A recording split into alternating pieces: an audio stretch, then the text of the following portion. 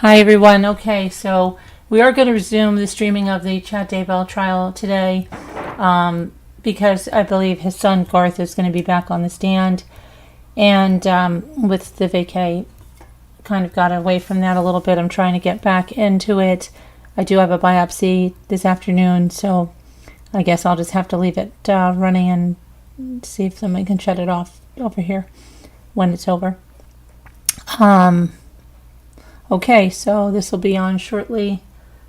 And let me see if I can get to the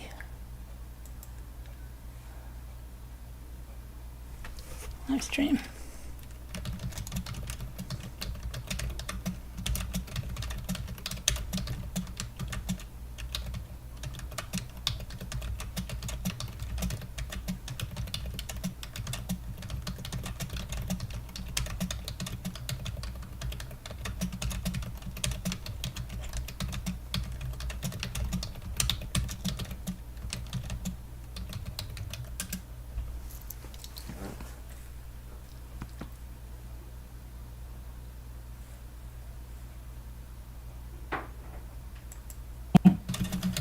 Okay. Hold on. So, there we go. All right. Well, good morning, everybody, and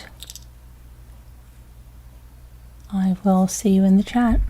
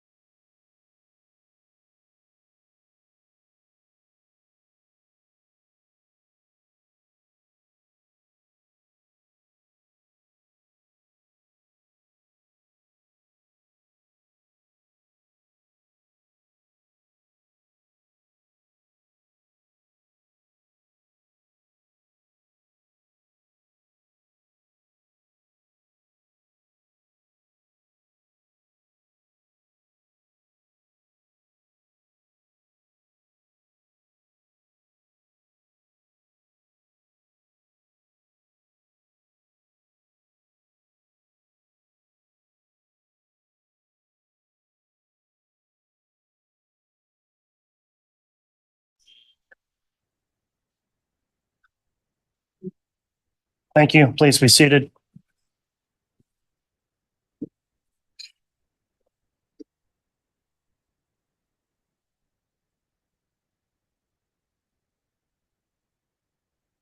All right, we're back on the record on CR 2221-1623, State of Idaho versus Chad Guy Daybell. This is continuing with the defense case in chief today. As we left off yesterday, I believe Joseph Murray was on the stand, and I'll note that the jurors have each returned and signed their juror affirmation for the date. If we're ready to proceed then with additional testimony, we'll go ahead and have the jurors brought in at this time, please.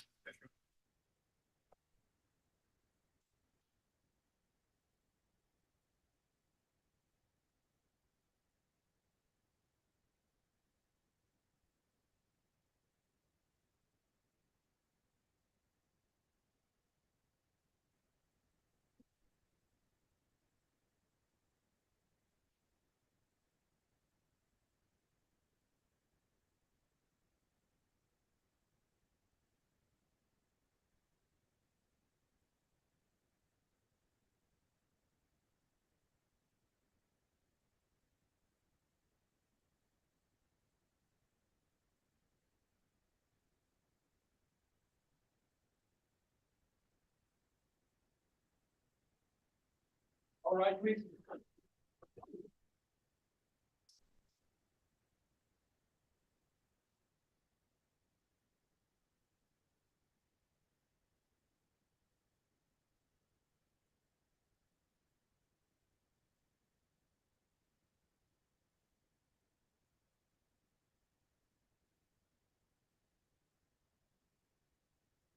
Please offer as a count for you.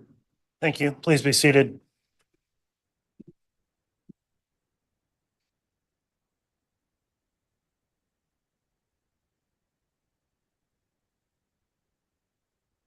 All right, good morning, everyone. We are on the record on CR 22-21-1623, State of Idaho versus Chad Guy Daybell. We're continuing with the defense case in chief. The court would note the jurors are all returned and present, properly seated. Jurors have each signed their juror affirmation that they followed the court's admonishing instruction yesterday as you left. So thank you again for continuing to follow that as you have throughout this trial. The witness is on the stand, Mr. Murray, who's previously been placed under oath. We were continuing with direct examination when we broke for the day yesterday, or I think, did we complete direct examination? Yes, Judge. Okay. Yes, Your Honor. Thank you for the reminder then. Direct had concluded, so we'll start on cross-examination at this time. And is that going to be you, Mr. Wixom? It will, Your Honor. All right, Mr. Wixom, then if you'd like to commence with your cross, you may do so. Thank you.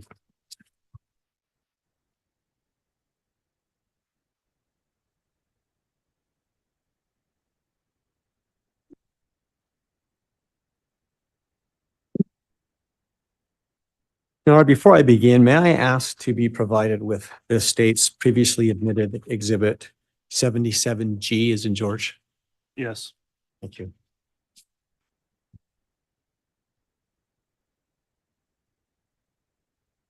And Judge, again, what exhibit did he reference? 77G.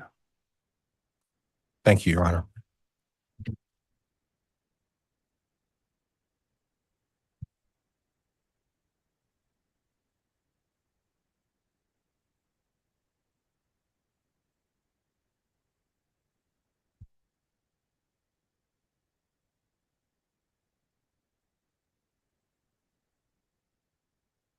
Your Honor, may I begin while the clerk's looking for that? Yes, if you'd like, you may. Thank you, Judge. Good morning, Ms. Murray. Morning. So I want to start this morning by revisiting the questions you were asked by the defense counsel yesterday. Do you remember when you first took the stand, he had asked you to explain to the jury how many times that you had met with him? Yes. And do you remember what your answer was to that? Once 2 days ago and one other time on the phone. Now, you wouldn't disagree, would you, that the loss of Tammy Daybell would be and was a traumatic experience for your wife and for her siblings? Absolutely. All right. I absolutely would agree that that would be the case. Likewise, would you agree that the finding of TYLEE and JJ's bodies on Chad's property was likewise a traumatic experience? Yes, for the whole family, indeed. So it would be safe to say then that over the course of the last 5 years, you have probably had many conversations with your spouse about the surrounding facts, haven't you? Yes. And likewise, is it also safe to say that you've had many conversations with her siblings about these same situations? Not, I wouldn't say many, but because we didn't live in the same household and we weren't gathering weekly even. So I wouldn't say many. But you did have conversations over the course of the last 5 years with the siblings? Yes. Okay. You said that you didn't live in the same house with them? Is that what you said? With the exception of one brother, one of Emma's brothers. Yeah. Okay. And we'll come back to that.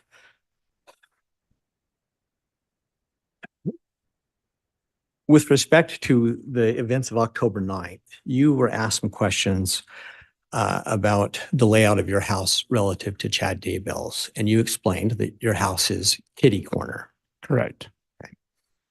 And you'd also referenced in your testimony that you've testified previously about these things in a grand jury proceeding. Correct. And that would have been roughly May of 2021. Correct. And Mr. Pryor had asked you some questions relative to your testimony in that proceeding. Do you remember that? Yep. Okay.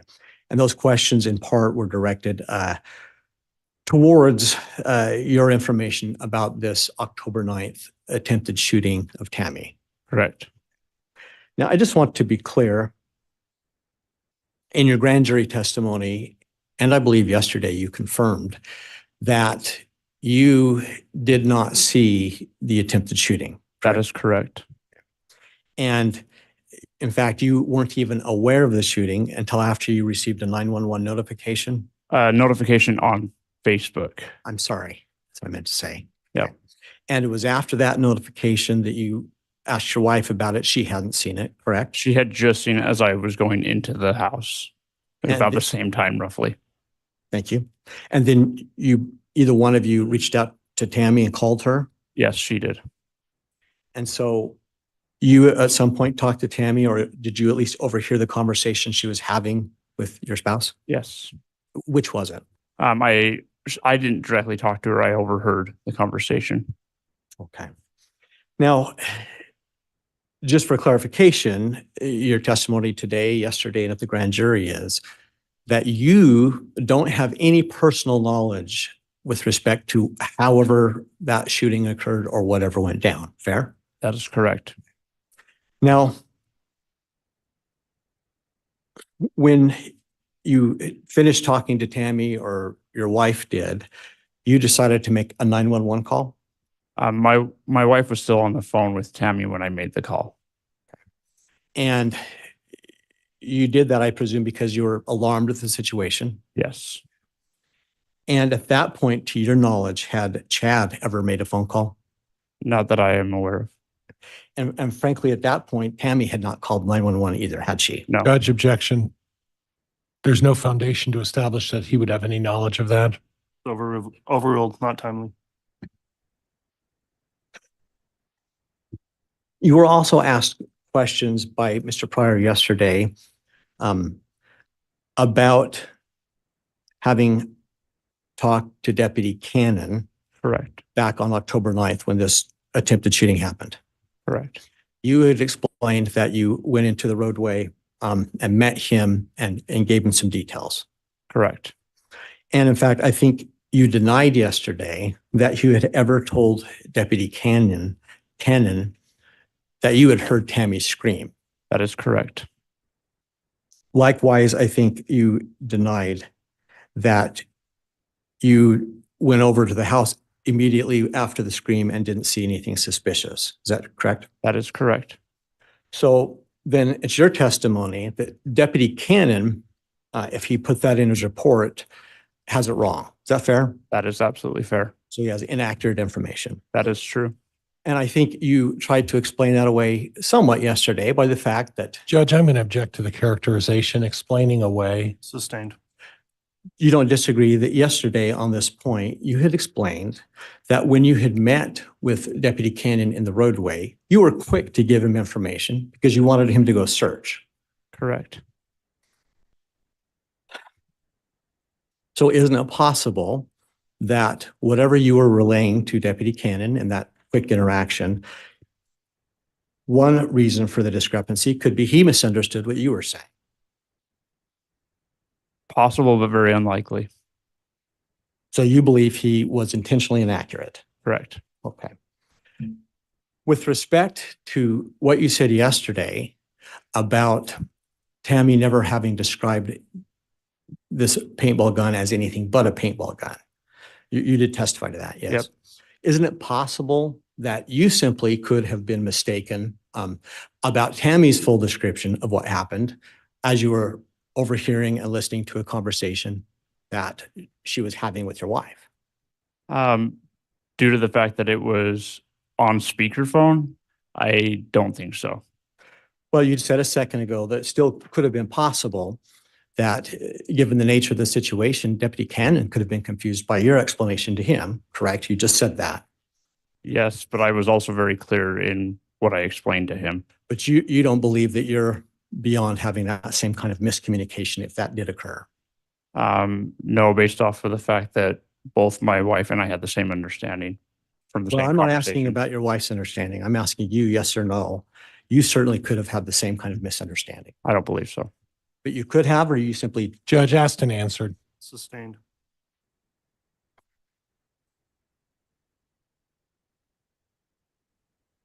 After you gave that information, whatever information you gave to Deputy Cannon, did you have any further conversations with him about this? No, In fact, you went back afterwards and talked to your wife and talked to your mother-in-law some more about this incident?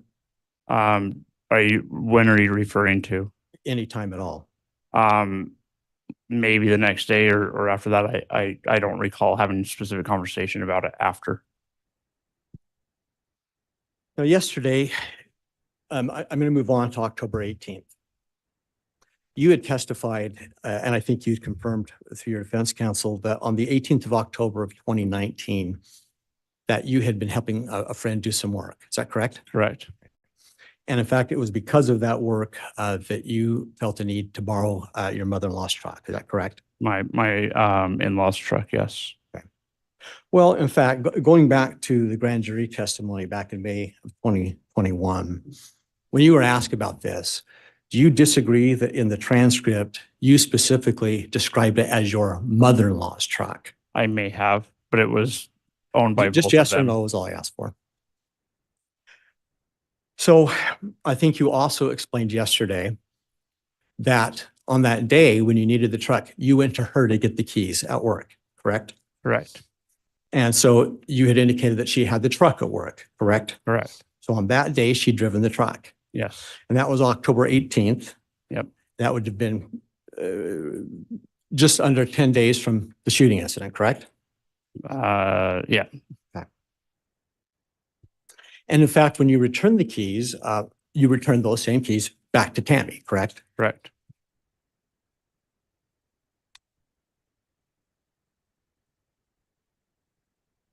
Now, you also testified yesterday that at some point Chad Daybell gave you that very truck. Yep. Do you still have that truck? Yes. You still drive it? Not right now because it has some mechanical issues. Okay. But you were given the truck back in December of 2019? Yep. Right. Did you drive it for some time after it was given to you? Yes. Now, you likewise have explained that you have been married to Emma for 7 years, I think. Almost 7 years. So roughly 5 years ago, you would have been married to her a couple of years. Correct. At that point in time, you had one child. Correct. At that point in time, you lived across the street, kitty corner. Correct. And then, isn't it true that on June 9th of 2019, of 2020, when Chad was arrested, you and Emma moved into Chad's home? Correct. Well, not on after. Are you saying after June 9th? Sorry. Sir. Okay. Yes. Not on June 9th, but after. Yes. Yes. Okay.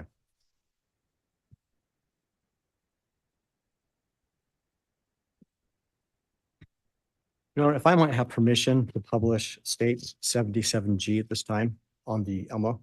You may.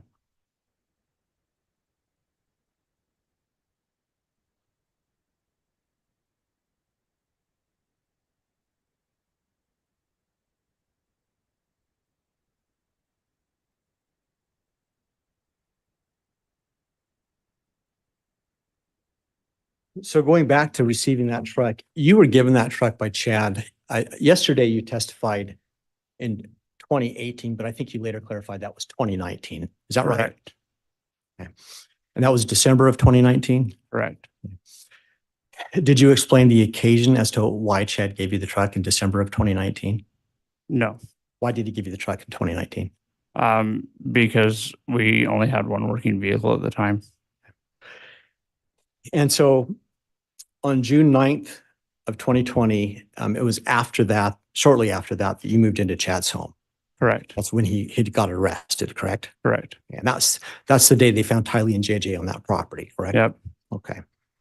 Now, I want to call your attention to this exhibit, and I want to invite you to go down and look at the entry. Let's see. The fifth entry that's dated June 9th. Will you look at that, please? Yep. And what is that reflecting? Deposit into my checking account. For what amount? $8,000. And who made that deposit? I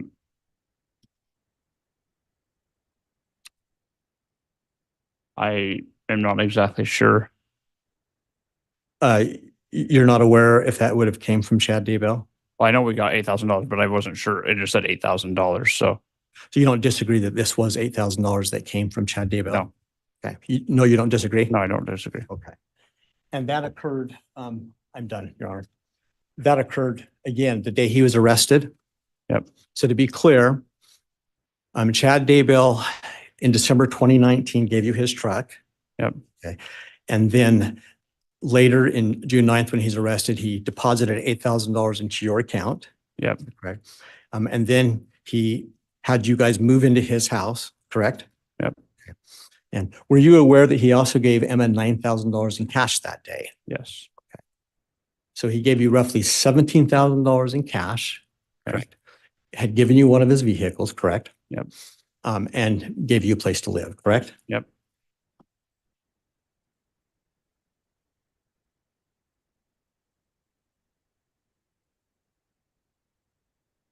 You were asked questions, and we've already alluded to this, that at some point you had found out that JJ and TYLEE had been buried in Chad's backyard. Correct. Right. You had described, in fact, that you believe JJ had been buried by the pond and TYLEE by the fire pit, correct? Yeah. Now, have you ever met JJ and TYLEE's mother? Lori VALLOW? Yes. No. I mean, yes, sorry. I went back to the thing you were talking about, them in particular. Yes, I've met Lori. And isn't it true that the first day you met Lori was the day after Tammy's funeral at Chad's house? Yes. So she came to Chad's house, and that's where the family met her. Yes. And that was it the immediate day after her funeral? I don't recall the exact day, if it was the immediate day after, but it was shortly after, yes. And you had testified to that effectively, that Yep. was the day after. Have you ever heard the name Alex Cox? Yes. And who is Alex Cox? Lori VALLOW's brother. Had you ever met Alex Cox? No. Had you at any point in time ever seen Alex Cox on Chad's property? No. You were asked some questions yesterday about the layout of Chad's property. Do you recall specifically getting a question about the long driveway? Yes. And you were asked a question about whether or not someone could access the long driveway to a place behind the property where they then could not be seen from the roadway. Do you recall that? Yes. And you acknowledged that there is a place back there where someone could access through the driveway, through a gate, and then not be visible from the roadway to the public while they're back there. Yep. So then you wouldn't disagree. And that area was in the general area that accessed both the pond and the fire pit. Judge, Correct? I'm going to object at this point. Counsel's testifying. Sustained. Didn't you testify yesterday that that access point was in the general area of the pond and the fire pit? Yes. So then you wouldn't disagree that whomever, whether it was Chad or somebody else, Judge, objection calls for speculation. On that second part of the question, I will sustain that.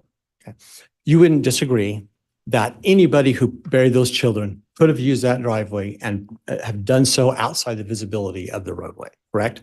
From the Salem Highway, no, they would not have been able to. Now, you testified also that at some point in time, Detective Hermosillo had been seen driving by this property, Yep, before and after Chad's arrest. and that was something that you had observed personally? Yep. And at that point, had you met Detective Hermosillo? Yes, And that's how you were able to identify him? yep. And I've also seen him on Facebook. Okay. Did you see Detective Hermosillo the day that TYLEE and JJ were found? I can't recall for sure on that day. You don't have any reason to disagree that Detective Hermosillo was one of the lead investigators in this case? No, I have no reason to disagree on that. No reason to disagree that in fact he was there the day that the bodies were found? I would assume so.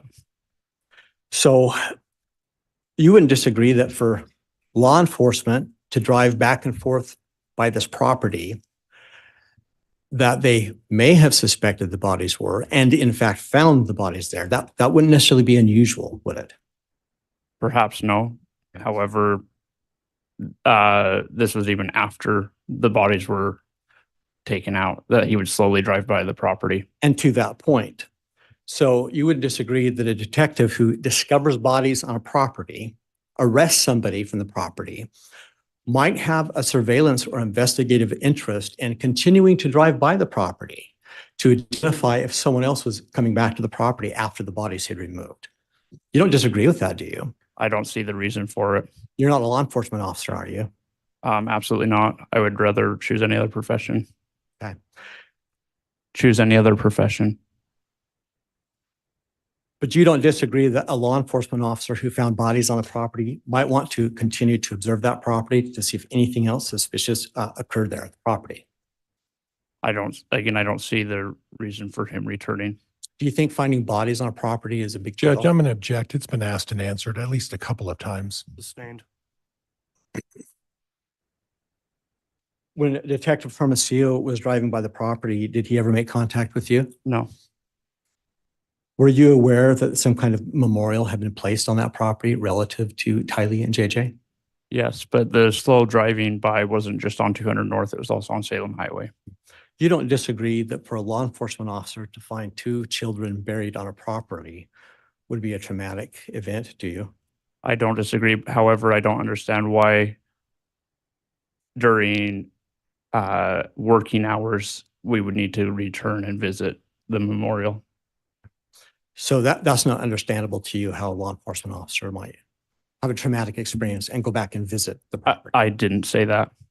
So then you agreed it could be. Yes. Your Honor, I have no further questions. All right. Redirect, Mr. Pryor. And Judge, I'll need 77G. Very well. I don't know if it's still up there. If it is, Mr. Wixom, just please leave it.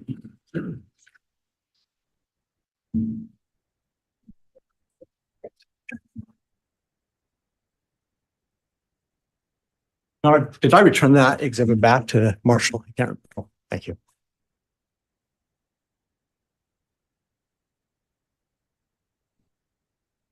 Thank you.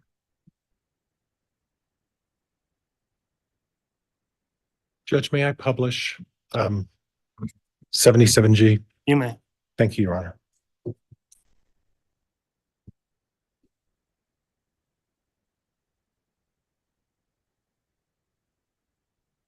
Good morning, Joe. Good morning.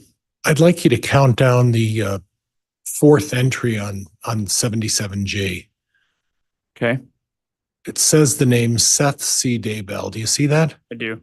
Can you tell me who Seth C. Daybell is? Seth is the son of Chad and Tammy Daybell, also my wife's brother. And do you see how much money Seth got? $8,000. Okay.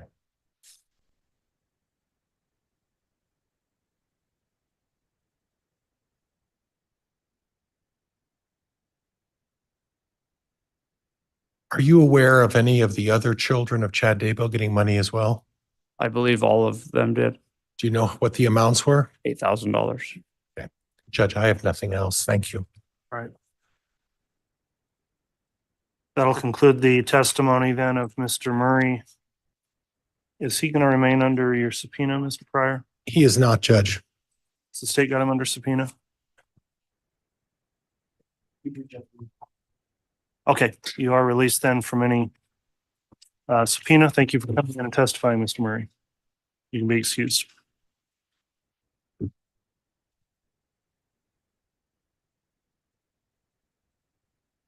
And Your Honor, before we bring in the next witness, may we have a sidebar? Yes.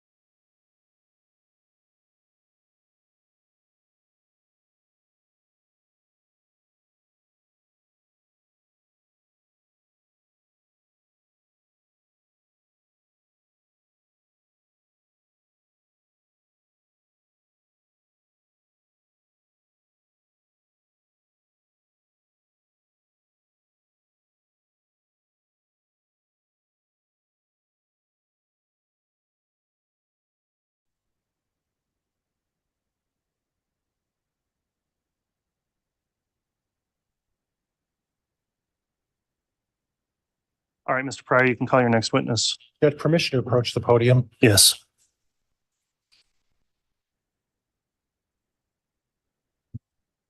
Dr. Kathy Raven.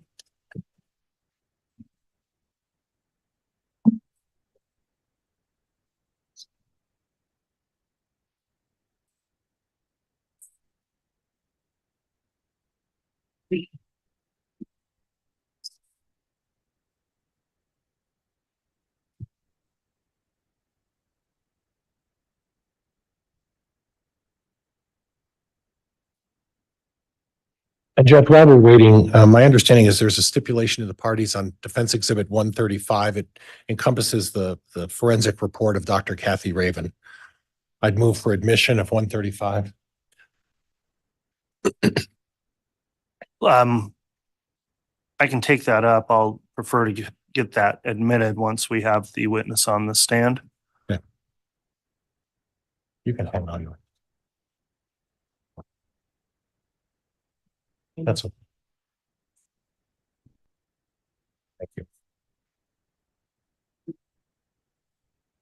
You solemnly swear or affirm the testimony you're about to give will be the truth, the whole truth, and nothing but the truth, so help you God. Yes, I do.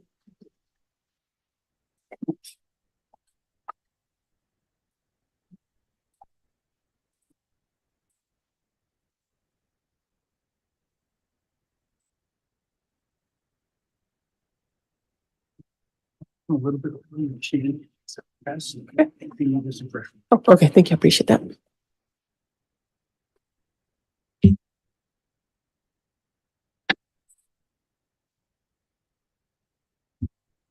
May I, Judge? Give us just a sec here, Mr. Pryor.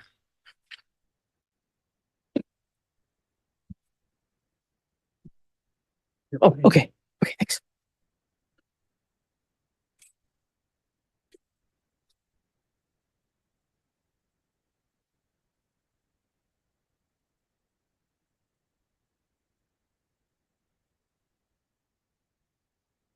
All right, Mr. Pryor, before we go on inquiry, I believe this is an expert witness, so likewise, or likely not subject to the exclusionary rules that you're understanding? It is, Judge. Okay. You may inquire then. Thank you, Mr. Pryor. Good morning, Dr. Raven. Would you please state your name, spell your last name for the record? Catherine Raven, Raven. And can you tell me what your occupation is? I am a forensic pathologist. Okay, explain to me what a forensic pathologist is. I'm a medical doctor. I actually did 4 years of medical school. Then I did become a pathologist, which is the doctor that's at the hospital, does all the lab tests, biopsies. But I specialized even further in that. I went into forensic pathology, and that's applying the knowledge of medicine as a doctor. And really the main focus is to determine cause of death in individuals. Okay. And in what state do you practice? Primarily in California. And do you have any cities or municipalities that you associate with that you do work primarily for? Yes, I'm a contract forensic pathologist in California, and I primarily work in Alameda County, which is the Bay Area, and also in Butte County. Okay. And how long have you been a licensed forensic pathologist? 25, 26 years now. And you're presently, obviously you testified, you're presently engaged in that profession at the present time. Is that right? That's correct. And where did you receive your training in pathology? In pathology, I received it in Colorado, Denver, Colorado, at the University of Colorado Health Science Center. It was 4 years of general pathology. And what sort of certifications or what sort of certifications are required in order to be a pathologist? Well, to be a general pathologist, you could either be an anatomical pathologist or a clinical pathologist. So after you do a residency, you would take a board examination. I'm certified in both anatomical and clinical pathology. I also did a year of neuropathology, the studying of the nervous system, injury to the nervous system. And then I did a year of forensic pathology, which is where I do subspecialize and just did forensic pathology. I am also board certified in forensic pathology. And you jumped the gun on me. And when we say that there is a, is that the American Board of Pathology? Yes. And what is the American Board of Pathology? It's just a board. It's national. Every pathologist who's board certified takes the exact same test regardless of where they did their training at. To be a board certified pathologist, you'd have to pass the examination. And I assume then that you passed that examination. Yes. Are you, and do you have any publications or any theses that you've written as part of your 25-year career? As a fellow, when I was in training, I had a paper published, but other than that, I've been a practicing pathologist. So you do the hands-on work of a pathologist. Correct. You're not a academic person. That's correct. Okay. Have you testified previously in any proceedings? Yes. Have you previously been approved as an expert in the field of forensic pathology? Yes. And can you give me approximately how many times you've done that? Probably close to 300 or more. Okay. Now, I skipped one question. Is part of your certification, is that a national certification? Yes. It's a board certification, so it's a national test. Yes. Okay. So in other words, you can apply your principles of forensic pathology anywhere in the United States. It's a scientific process. Would that be fair? Yes. As far as the pathology itself, you have to be licensed in a particular state to practice in that state. But as a pathologist, I could go anywhere and be a pathologist. Now, in this particular case, you were retained by my office to conduct an investigation regarding this case. Is that correct? Correct. And the area of investigation you were to conduct was in what area of this case? If I'm understanding the question, I was asked to review the autopsy report and other pertinent materials. Okay. And when you did review the autopsy report? Correct. And do you have a recollection of all of the other documents that you reviewed? A summary of them, but I don't know them specifically without my report. Would it help you if I were to provide you your report? Yes. Okay. Oh. And Judge, at this time, I'm going to move for admission of Defense Exhibit, I think it's 135. As a statement, I'm going to review that. Yes, Your Honor, no objection. Very well. Defense Exhibit 135 is admitted. Can you, and that's Thank the you. report, Mr. Pryor, paper copy? That is a paper copy, and I have a paper copy as well. And Dr. Raven, if you would be so kind as to just review, we can't have you read off, unfortunately, what you line by line. So if you're able to review and give us a synopsis of what you looked at after you've reviewed it, set it down, and then we'll proceed from that. I could give a general. Okay, go ahead. What documents did you review as part of this? Dr. Christensen's autopsy report from Utah. Along with that were autopsy photographs. There are also some scene photographs that I reviewed. The death certificate, the original death certificate I reviewed. There was a couple reports from the coroner. I don't know if they were the official reports, but some typewritten reports from the coroner. And some law enforcement investigation reports also. Okay. And then in addition, in a previous matter, and I don't want to say what matter, in a previous matter, you looked and reviewed previous testimony as well, I correct? reviewed previous testimony from Dr. Christensen, correct. Okay. And you also looked at some of Dr. Marsden's remarks as well? I don't recall her remarks as much as Dr. Christensen's. Okay. Now, I want to go in the area of conclusions that are drawn as the result of an autopsy. And I understand there are approximately 5 categories that you can arrive at as a result of conclusions that you make when you're conducting an autopsy. Is that fair? I'm not sure I'm following the question. Okay. In this particular case, you arrived at a conclusion in terms of your review of the case. Is that correct? Yes. And that conclusion, there are other conclusions that someone in your field as a forensic pathologist can arrive at. Is that fair? Yes, that's fair. And what would some of those other conclusions be? In this particular case? Well, in any Either. case, in general, You mean as far as manner of death? in terms of manner. In manner of death, there's usually 5 categories of manner.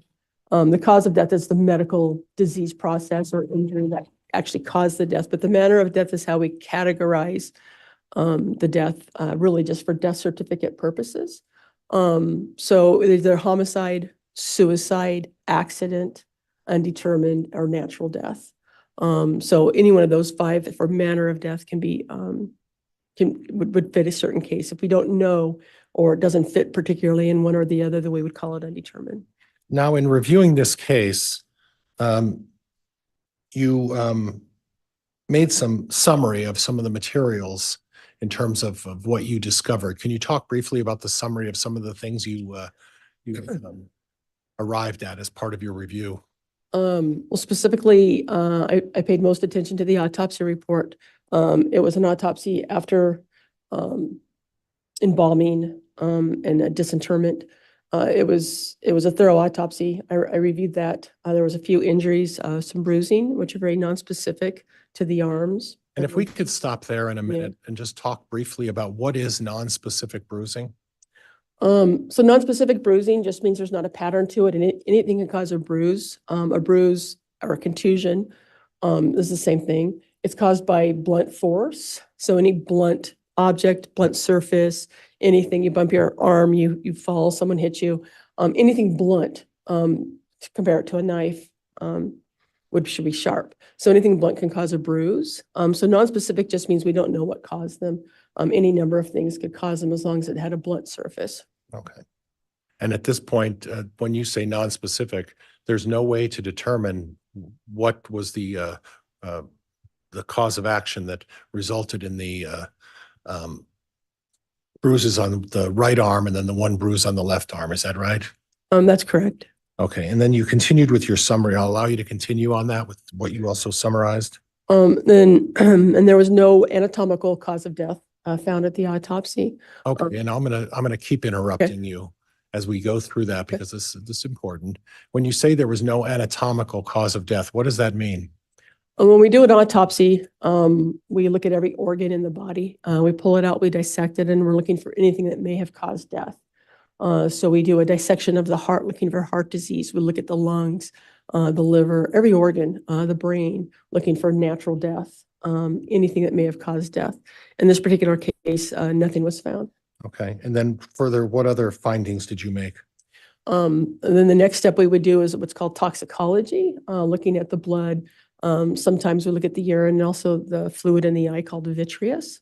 We analyze those and we look for any kind of drugs, toxins, or any abnormalities with those. And would you agree that the toxicology report, at least according to your report that you provided, indicates that it was an extensive toxicology report? Yes, it was a very extensive toxicology examination. They did extensive testing. Okay. And at this point, there is always the possibility something could have been missed in the toxicology, correct? Correct. So we just can't send a blood sample to the lab and say, look for anything and everything. We have to tell them what to look for. So most of the things we have are in a panel. We're really looking for, again, illicit drugs. If you're looking for things specifically like poisons and other things, you have to tell them which one to look for. They just don't they can't just randomly look for it.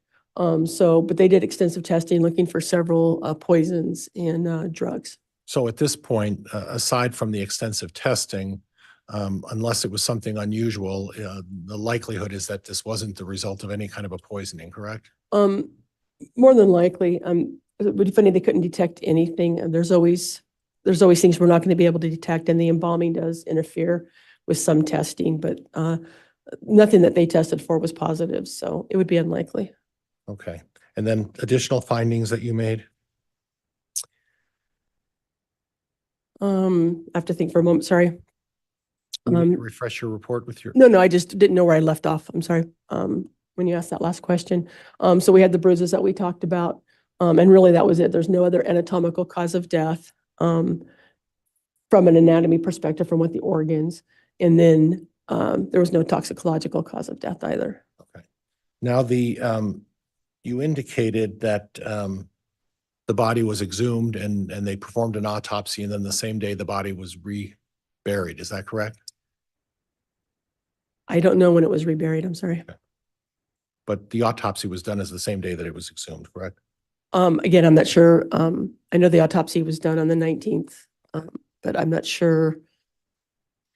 I'm not sure when it was exhumed, to be honest. So the date of the autopsy was October 19th of 2019? I believe it was December. I'm sorry, it was December 11th. I'm sorry. I'm sorry, you're right Yeah, too. I'm Oh, sorry, my goodness, too, where'd I yeah. get that from? Um, I know where I got that from. right, the date of the incident was Date of her. October 19th, but Date of her the, passing was, and I apologize for that. well, I misspoke too. So it was December 11th, 2019. Okay. Now, the autopsy was done on December 11th of 2019. Do you recall when the date of the signature that was placed on the autopsy was placed on that document? I believe it was in January. I can't remember the specific date of 2021. So am I understanding that it would have been over a year plus between the time of the autopsy and the signing of the report? It would probably be close to over 2 years. Okay. And is there some explanation that you can come, logical explanation as to why there is such a gap in time between when the autopsy was done and when these folks decided to sign the document with their findings? Objection, Your Honor, calls for speculation. Overruled. Do you have any idea how No. such a length of time? Sometimes the toxicology testing takes a while, a few months. So if you get it back and it's negative, and you might go back and say, let's try this again. Let's try this. Let's look for this and let's look for that. That's the only thing I can think of why it would take so long to sign out a report. Okay, and that could be the explanation, is that it took them a significant amount of time to try to find something in the toxicology that would support their theory? Or other things, yes. Okay. Okay. Now, you came to a conclusion in your report in regards to this case, is that correct? Yes. And what was that conclusion? My conclusion was that since there was no anatomical or toxicological cause of death, no injury to account for death, that it would be best classified as a cause of death as undetermined. Okay, now when you say no physical cause of death, you did review Dr. Christensen's testimony, is that correct? Correct. And there was some mention, at least during this trial, of the bruising on the arms. Is it your conclusion that those bruises could not be taken in consideration to support a different conclusion of asphyxia? Well, again, the bruising on the arm is nonspecific. They're just bruises on the arm. They don't indicate a cause of death. They don't cause death in and of themselves. They're just nonspecific bruises on the arm. So I don't believe it supports a diagnosis of anything other than there was some blunt injury to the arms. Okay. And in regards to the suggestion that if someone were to sit on the chest of someone to try to cause asphyxiation, did you examine or look into that possibility? Objection, Your Honor. Counsel's testifying misstates the prior testimony. Sustained. Would it be a possible basis of asphyxiation by suffocation by sitting on someone's chest?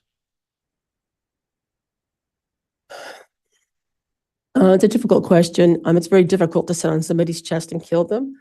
There are reports. There was one scientific study done back in 2017. I believe it was out of San Diego, where they actually tried to figure out how much weight it would take, how much pressure it would take to do that. Usually when somebody does asphyxiate, it's usually several people on top of somebody, or in a crowd. You've heard of the stadiums where the crowds get stuck and everyone gets pushed together. That's several bodies. It's not just one. This particular study said it would be probably 450 plus pounds that would have to require to sit. So I think it'd be extraordinarily hard to sit on somebody, a healthy young person anyways. Maybe an old febrile person you might be able to, but I think it'd be very, very difficult and unlikely. Okay. And then the possibility of asphyxiating them by just holding their arms, that's not going to do it either, correct? Just hold. Objection, Your Honor. This misstates prior testimony. Move to strike. Overruled. Would just holding somebody's arms and leaving bruises, is there a way to asphyxiate someone that way? No, so asphyxia just really means that there's no oxygen getting to the blood to supply our organs. So several things can cause asphyxia. Asphyxia is just a mechanism. It's not really even a cause of death. It's always due to something. So it might be asphyxia due to drowning, where we're not getting oxygen, asphyxia due to choking, asphyxia due to strangulation. So asphyxia in itself just means that they're not getting oxygen. It's a very non-specific term. Did you see any indication that there was any damage to the neck or the throat?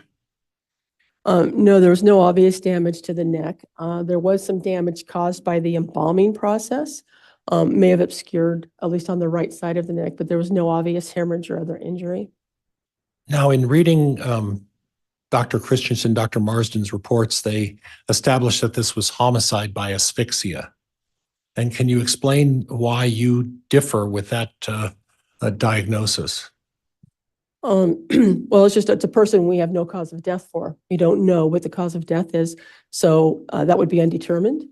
It's an undetermined death. It happens. Probably 5 to 10% of autopsies may be undetermined. Some reports say lower. So it's not, if we just don't find anything, there's several things can cause death without leaving any signs or indications. So since we don't know exactly what happened, we call it undetermined, and that's what I would have called this. And some of the other possibilities other than asphyxia would include what? As far as not leaving any signs or not having anything, a seizure can cause a death without leaving any signs. A cardiac arrhythmia can also cause death without leaving any signs. Asphyxia is one thing that can cause it. Drugs that weren't detected. Okay. Now, in this particular case, you made note of some of the comments that were made about Tammy's past medical issues, some shaking and some lightheadedness, those sort of things. Is that something that would be consistent with a seizure diagnosis? Well, it might be consistent with a seizure, the shaking fits that were described. Since there was no diagnosis, that's hard to say. The only way to diagnose it would have been to go to a neurologist and have it diagnosed. But certainly that's the history that we get. Some people see shaking. Sometimes it's violent. Sometimes it's even just violent. I'm sorry. Sometimes people just stare off into space. There's different kinds of seizures. So a shaking fit would be described by a layperson. And you did touch on that, and that was the next area, is that seizures don't necessarily mean that there's episodes of violent shaking. Is that correct? That is correct. We've seen some of the politicians in the past several years who have just been on live camera and they just black out and there's nothing there. Those are what you Objection, Your Honor. Counsel's testifying. Move to strike. Sustained. And I'll strike that last question. So a seizure, can you describe a little bit about the types of seizures for me? Again, you can have different types of seizures.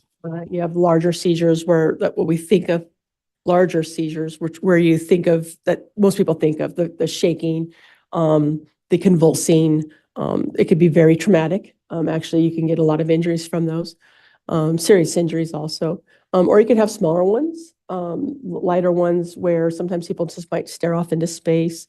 Sometimes they do like just repetitive type of motions with their hands or even their lips smacking.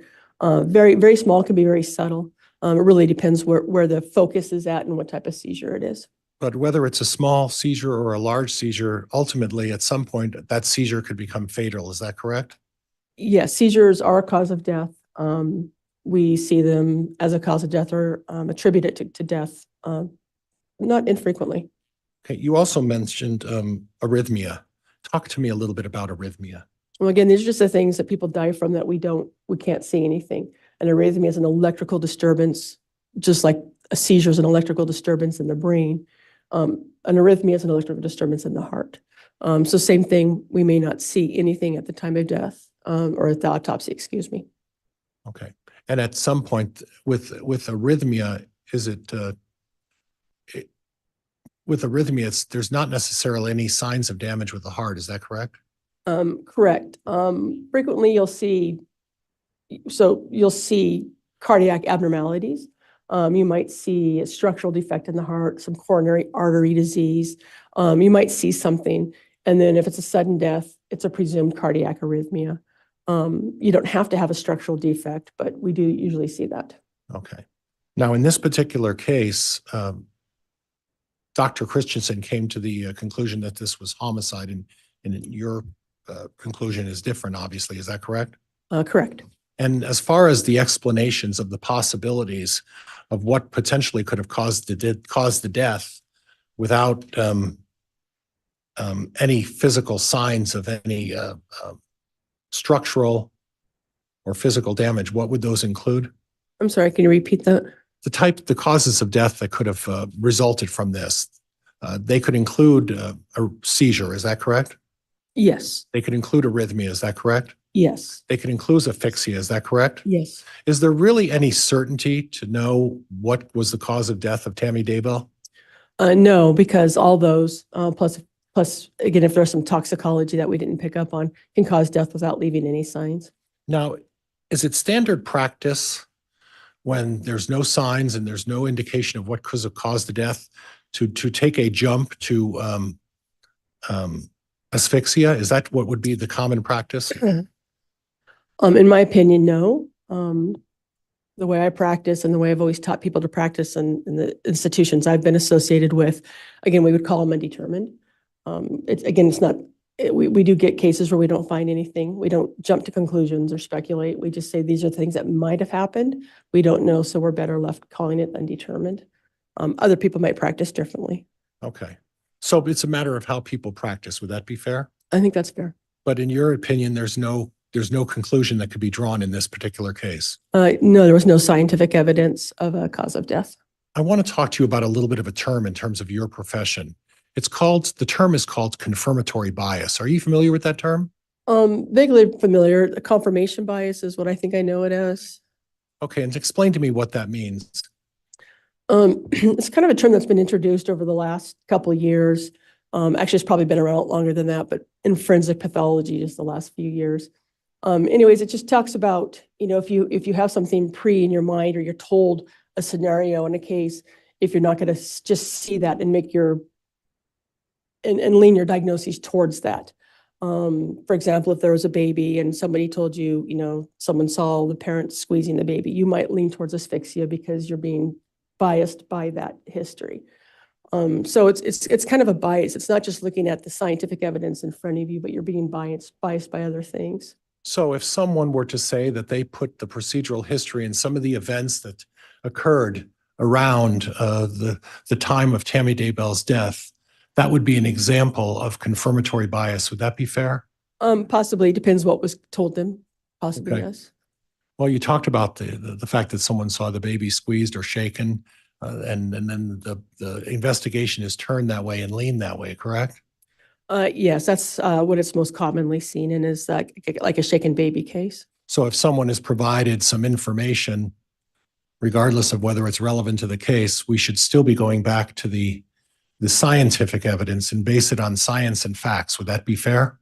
Yes, as a physician, pathologist, our diagnosis should be based off science and what we can actually see rather than speculating. Again, that's how I've always practiced and that's how I teach. And would it be fair to say that most of you folks in the field of forensic pathology would approach it the way you're approaching it?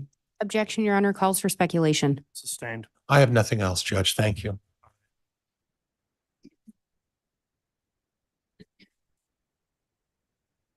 Ms. Blake, I presume, doing the cross. Is that correct? Yes, Your Honor. All right. Thank you.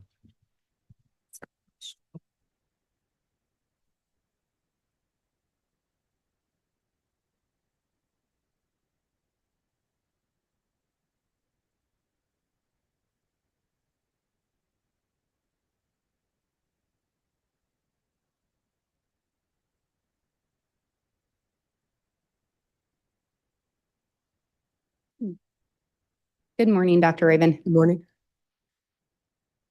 You indicated that you are a forensic pathologist. Is that correct? Correct. Do you work as a medical examiner? I do not now. So in your current capacity, you're not in a medical examiner, your office? In your current capacity, you're not working at a medical examiner's office? No, I'm a forensic pathologist, an independent contractor at this point in my career.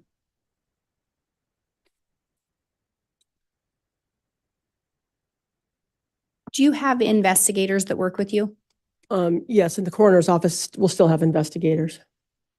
So you are in a coroner office system right now? Yes. In the current system you're in, who determines whether or not an autopsy should be conducted? It really varies. Most of the time it's the pathologist who determines that. It really depends. And a medical examiner, it's different because the pathologist is the medical examiner. The coroner system, it's a little different. It's the coroner who will bring the case in. Usually it's left up to the pathologist in my jurisdictions to determine the level of the examination.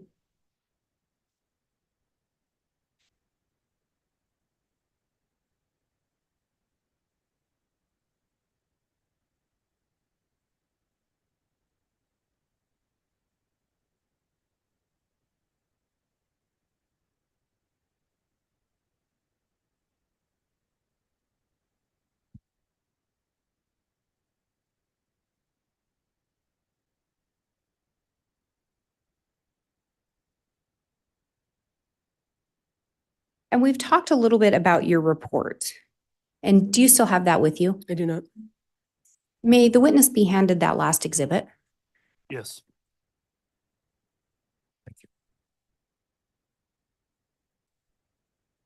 Thank you.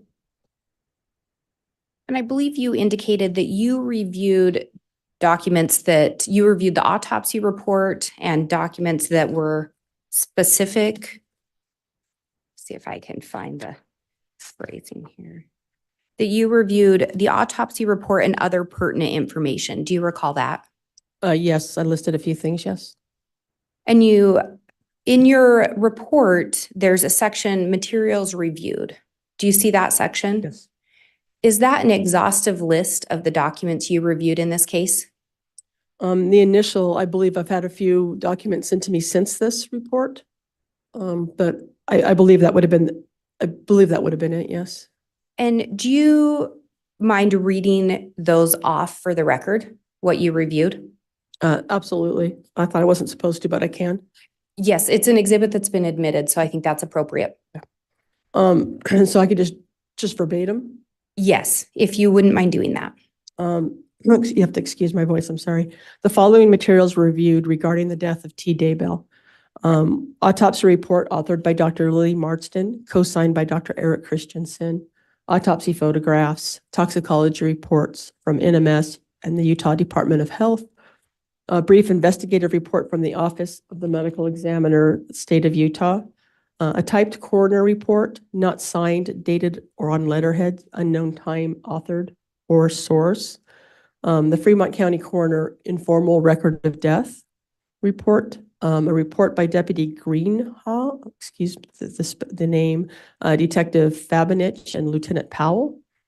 Scene photographs, unknown source. Report by B. Mattingly.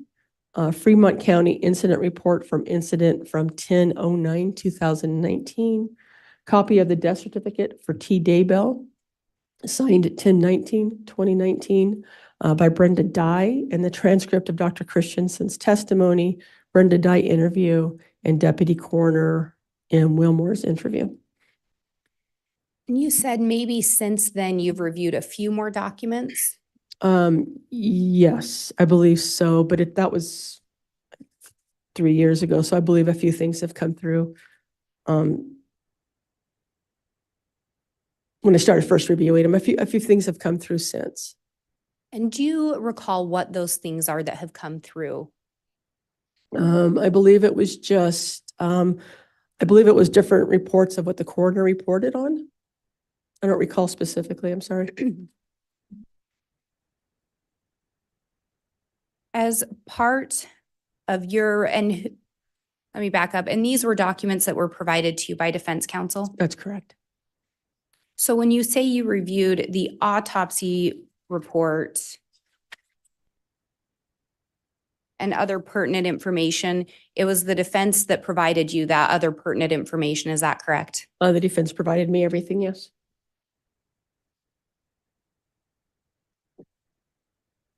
Did you review a report from Lieutenant Powell regarding requesting Walmart records? That does not sound familiar, but I don't remember. Did you review a report of an interview with Emily Daybell? I don't recall. Did you review a report of an interview with Paul Daybell? I don't recall. Did you review a report of an interview with Jana Penrose, a relative of Tammy Daybell? I don't believe so. Did you review a report of an interview with David Warwick? I don't believe so. The name's not familiar. And you said you reviewed some of the coroner reports. Would that be Brenda Dye? Does that name sound familiar? It does sound familiar. Like I said, one was not signed. I didn't know who wrote it, but that name does sound familiar. Did you review an interview that was conducted with Brenda Dye, a report of that? I believe so, yes. Did you review a report of an interview conducted with the deputy coroner, Cammie Wilmore? Yes, I believe so. Did you review a report that contained some records from a Lolly Time iCloud account? No, Did you review a report from Benjamin Dean, an analyst with the FBI? no, Did you review the Seasons medical records? no, Did you review the Teton medical records? no. And I think you indicated you did review some reports of the October 9th incident, Yes, and that would have been regarding an attempted shooting of Tammy Daybell. Does that sound familiar? yes, Did you review a report of an interview with Matthew and Regan Price? I don't believe so. Did you review a report of an interview with Haley Palmer? No, Did you review any reports of interviews with Angela Yancey? no, Did you review a report of an interview with Ronald and Phyllis Douglas? Judge, I'm going to object at this point to the relevance of how that would have an impact on the autopsy. She's going to go down a list of every report that any witness in this case Mr. Pryor, discussed. no speaking objections, please, but I'll sustain the objection at this point unless there's some specific relevance to the autopsy. And if I may respond? Go ahead. I'm reading off a list that was reviewed by the Utah medical examiners in making their findings. I Okay, think it is relevant. all right. If that's the foundation for that, I'll allow that to continue. Thank you, Ms. Blake. Did you review a report of an interview with Ronald and Phyllis Douglas? no, Did you review a report of an interview with Lisa Jensen? no, Did you review a report of an interview with Janet Davis? no, Did you review a report of an interview with Melissa Coles? no, Did you review a report of an interview with Mary Fran Jepson? No.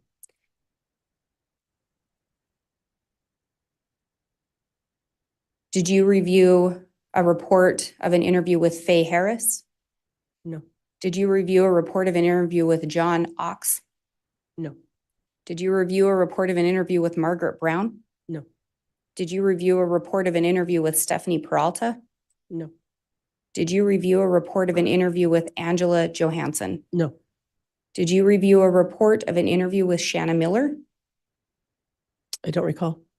Did you review a report of an interview with Barbara Blair? I don't believe so. Did you review a report of an interview with Hannah Munoz? No. Did you review a report of an interview with Britt and Crystal Briggs? No, Did you review a report of an interview with Micaiah Baglin? No. Did you review a report of an interview with Cara and Sandra Briggs? no, Did you review a report of an interview with Emma Moss? No. Did you review a statement given by Greg Stoddard? I don't recall. Did you review 4 to 5 reports regarding insurance surrounding Tammy Daybell life insurance? No, Did you review a report indicating Tammy never used any sick days? no, Did you review her Walmart prescription records? no, Did you review a report regarding Tammy's cell phone? no, Did you review a report? Actually, I'll back up there. So as part of your review of the findings in the autopsy, you did not review the list that was just read off. no, Were those documents provided to you? no, Some of those that were indicated was the medical records. Did you specifically review the Seasons medical records associated with Tammy Daybell as answered before, I did not. and the Teton medical records? Judge Aston answered. Sustain. Counsel asked you about reviewing or looking at medical records referencing shaking fits and seizure activity. Did you ever look at any medical records referencing shaking fits? I don't recall the first question, and I'm not sure exactly what you're asking. I'm sorry. Can you rephrase that? Did you ever review any medical records associated with Tammy Daybell that referenced shaking fits? No, I did not. Did you ever review any medical records associated with Tammy Daybell that referenced seizure activity? I did not. Where did that information come from? That information came from the coroner's report.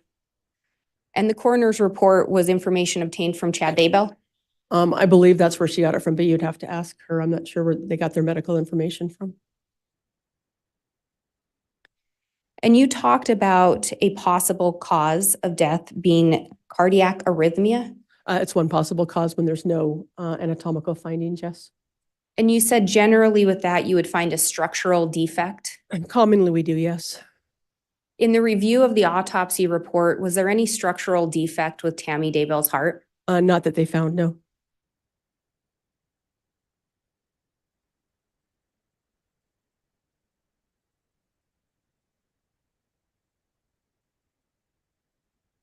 You were also asked about the bruising on Tammy Daybell, and I think you said you defined it as unspecified or unspecific bruising? Non-specific. Dr. Christensen testified to that too. They're non-specific bruises. And counsel proceeded to ask you about putting pressure on someone's chest. Do you recall that? Yes. And you indicated you would expect it to be 2 people, at least if that was done? No, it just takes significant weight to do that. I mean, it's hard to sit on somebody to cause death, and the scientific literature that's out there says probably 450 pounds or more. Actually, it was closer to 600, but they went down to 450. But you would agree that it could be more than one person involved Possibly. if that were to happen? If you have more than one person on you, yes.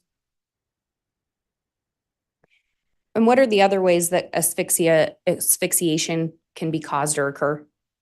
Well, again, asphyxia is just the process of the body not getting oxygen. So many things. We said drowning already. You're underwater, you're not getting oxygen. Choking, you have airway obstruction, suffocation. You can be in a position like a car. People have asphyxia where they're underneath a car and the car collapses on them. Where the pressure on the chest.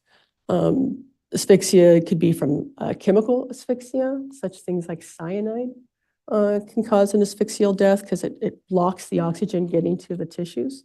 So the list can go on and on. And one way to cause asphyxiation could be to place a pillow over someone's head? You could suffocate them by putting an object or something in front of their face, if that's what you mean. Yes. Yes. One way to suffocate someone could be to put a plastic bag over their head. Would that cause asphyxiation? Yes.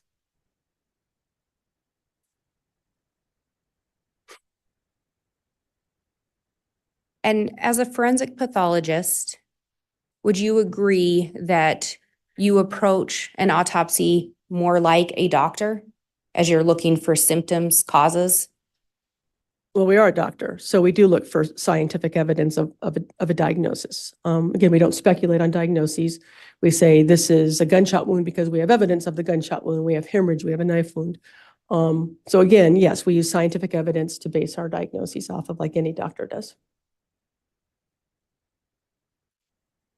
And the difference being in an autopsy, your patient can't provide that information, correct? That's correct. So you would have to get it from collateral sources? Pertinent to the cause of death, yes.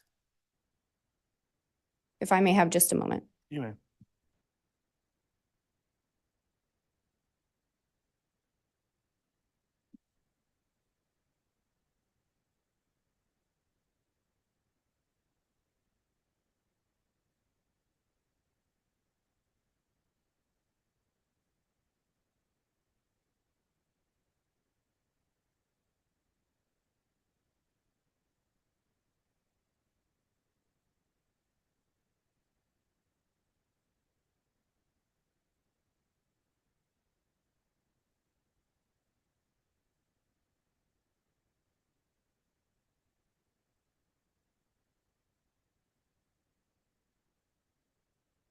I have no further questions. All right.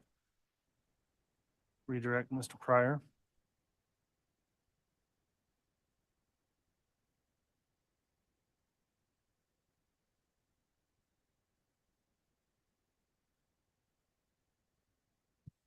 Dr. Raven, Ms. Blake went over a litany of other reports and statements from other witnesses, a variety of other documents. When a forensic pathologist is examining a variety of other documents that are not related to the medical reports and the scientific evidence, is that an example of confirmation bias? Objection, Your Honor, calls for speculation. Overruled. Is that an example of confirmation bias when you take into account all of these other reports, documents, statements of people who were not present at the murder?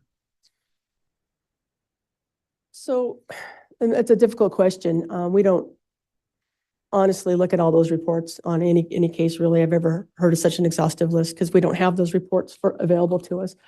Maybe over a 2-year period, we would have them. I don't know. But we don't. Again, we always base it off scientific evidence, what we have in front of us, the autopsy. Either we have a cause of death or we don't.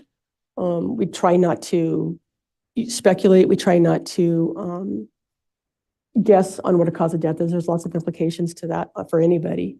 So generally speaking, it is bias. If that's what you're using to determine a cause of death for, that's bias. Either you have a cause of death or you don't. And then again, if we had a case like this where we don't have a cause of death, we do just call it undetermined. And we put that list, what we've talked about today, these are potential findings, but we don't commit to one of those. Okay. And to commit to some other information like a plastic bag or sitting on someone's chest or putting a pillow over somebody's face, would you agree that that would be conjecture, speculation, and hunch? Without any evidence Yeah. of that? Yes, I believe so. Okay. And at the present time, would it be your testimony that the logical conclusion in your mind that should be drawn from this is that the cause of death of Tammy Daybell would be undetermined? Yes, in my opinion, it should be undetermined. Judge, I have no other questions. Thank you, Your Honor. All right. And Judge, I would ask for a recross. I don't think any door was open there, Ms. Blake, so I'll deny the request. All right, that'll conclude the testimony then of Dr. Raven. Is she going to remain under subpoena? Ms.? She is not, Judge. She's excused. And thank you, Dr. Raven. You're welcome. Does the state have any subpoena served on her? No, Your Honor, thank you. Okay, that concludes your testimony. Thank you for coming in. You're welcome. All right, I'll let the witness step out. I think this would be the logical time to take the mid-morning recess as well. So once the witness has cleared the courtroom, we'll go ahead and have our break.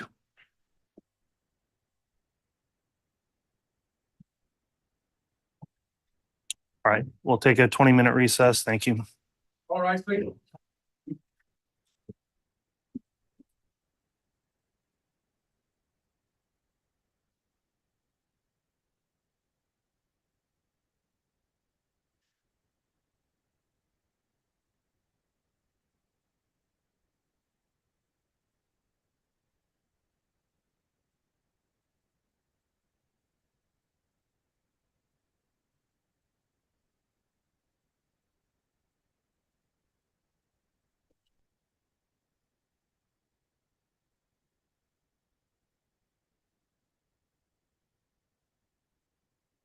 All right, folks, we'll return shortly. Please grab all of your belongings.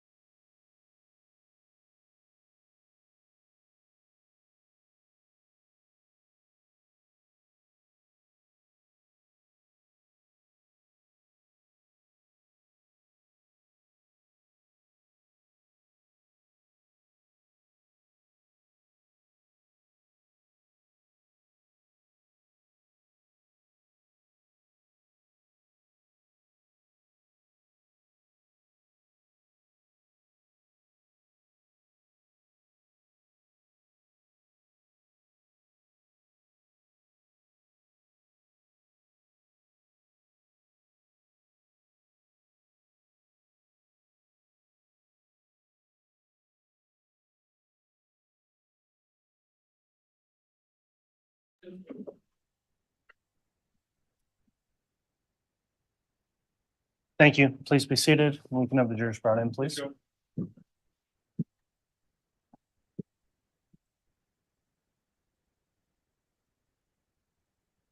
You may, Mr. Pryor.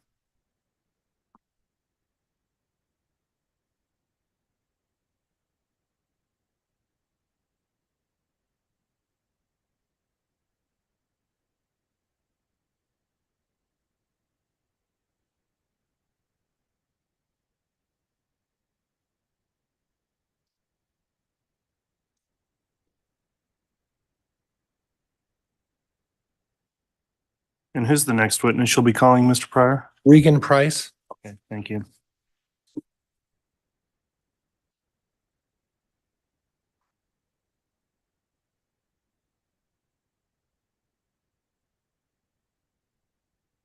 All right, please.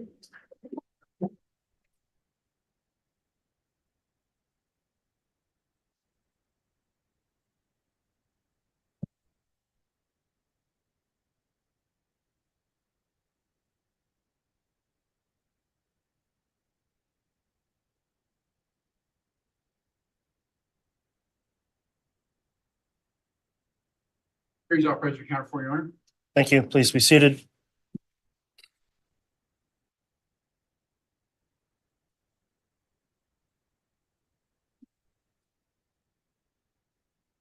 Okay, we're back on the record on case CR 22-21-1623, State of Idaho versus Chad Guy Daybell. The defense continues its case in chief. Mr. Pryor, you may call your next witness. Defense calls Regan Price.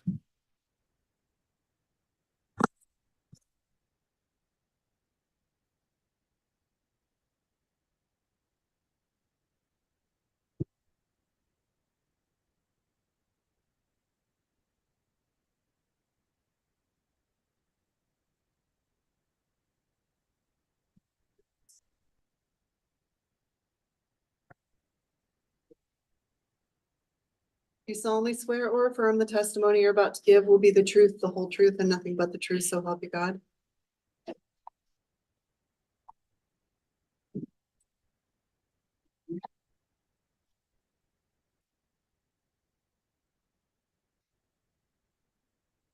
Your chin picks up the best. Okay. Okay, thank you.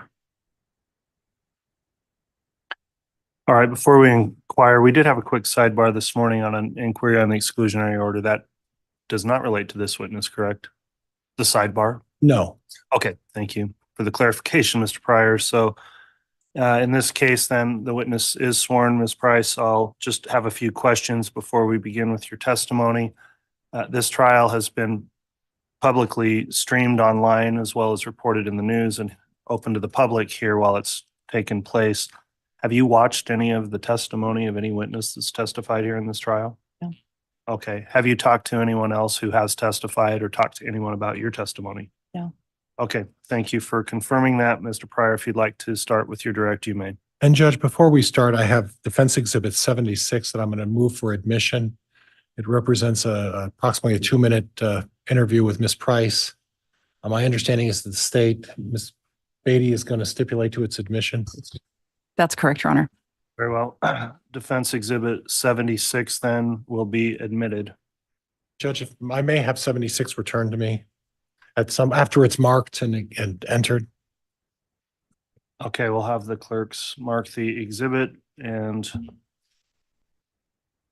have that returned.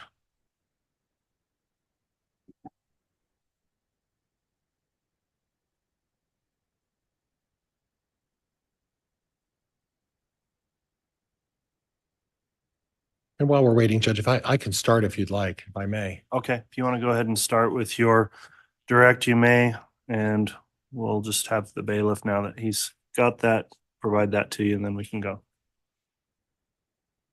Thank you. Good morning, Ms. Price. Good morning. And would you state your name and spell your last name for the record? Yep, it's Regan Price, and it's REEGEN PRICE.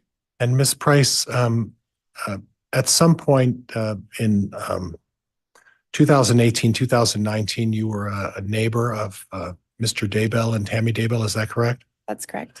And in relation, I'm sorry, could I get you to kind of talk right close to that microphone? It only picks it up if you're right next to it. Thank you. Mhm. and you noted that that was correct. Yes, that's correct.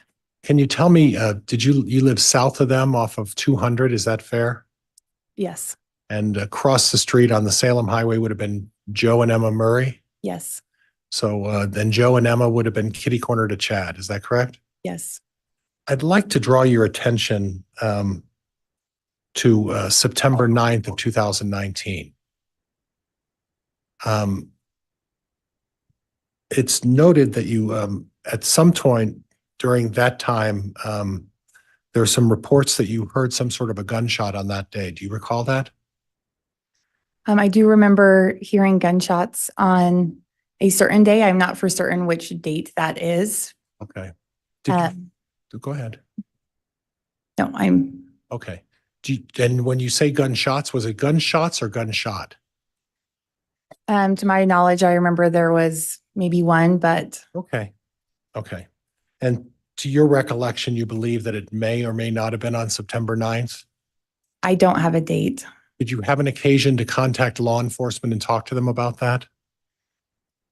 On a day that we did contact law enforcement, there was a couple things that we had discussed that was unusual, but it wasn't on that specific day with the shooting. Okay. And at some point you've discussed this case with law enforcement on a couple of occasions. Is that fair? That's correct. Okay. One of those would have been on or around June 9th of 2020. I don't know the date, but Okay. It- And then again, you had one potentially on May 5th of 20. Do you recall that as well? A longer discussion? mhm, Okay. And Judge, I'd like to publish Defense Exhibit 76, if I could. You may. I might need some assistance.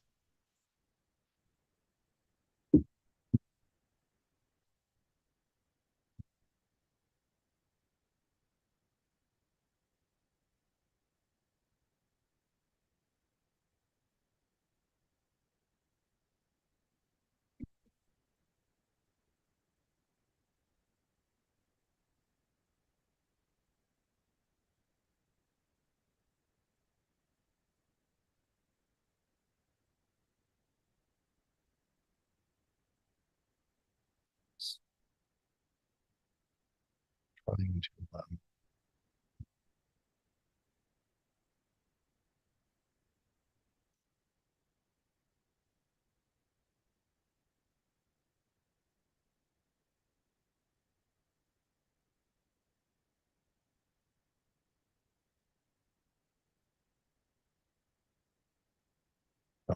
and then the volume, if you could.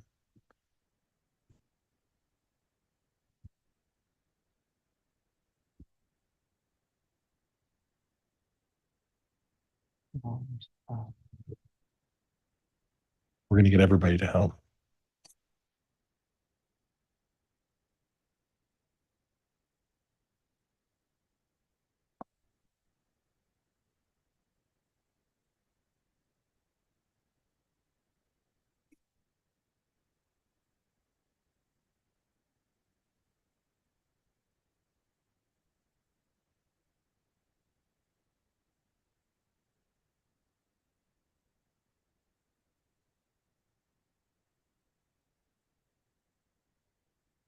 And gotten across, you know, because we weren't around them a lot, but the few times we were, it's easy to remember because we weren't around them a lot. Yeah, yeah, absolutely.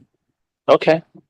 Well, thank you. Thanks for talking with me. I appreciate it. I'll let get back to your kids, and I'm sure we're all you're all over the news right now, Fox You know News, what? I was CNN. actually kind of glad that it wasn't all day. I'm like, are we gonna hear that like all day? Because it was like nice. This is the most peaceful this road has Right. been in Oh. so Don't long. have to worry about kids. They're Yeah. no one here, so. Probably like this, not cartoons. We seriously do, because we were gonna build our house this year, but I told you like we wanted to get the rest of our debt paid off before we built that. We're just gonna build back. Judge, could we have just a moment? Yes. Let's get out of that first. And to just clarify, was that part of Exhibit 76 that was being published there? I believe so, Judge, yes. Thank you.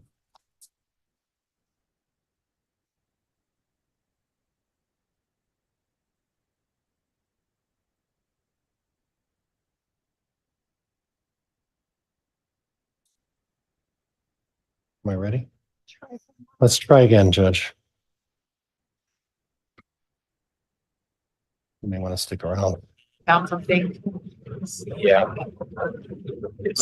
It's good. Everything's good right now. Everything's a good I thing. do know It's all everything good, will yeah. come out eventually, Yeah. you know, just makes the Yeah. curiosity, right? Yeah, absolutely.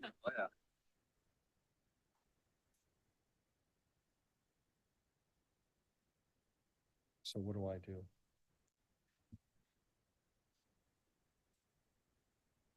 Well, it was just playing, right? Yeah, but are you able to tell the timestamps from me? I can't really tell the timestamps, but I want to play the entire 2 minutes. So it doesn't matter.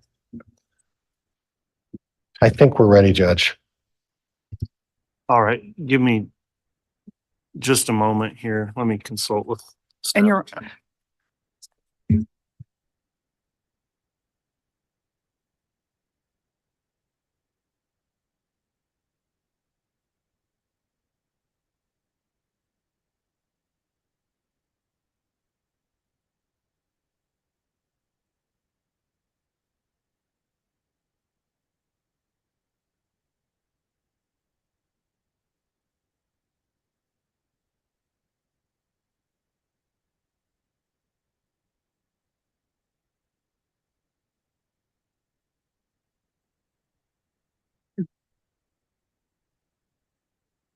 I'm gonna have another person maybe take a look at that, Mr. Pryor, to see if any We're gonna additional answer assistance probably. on that device.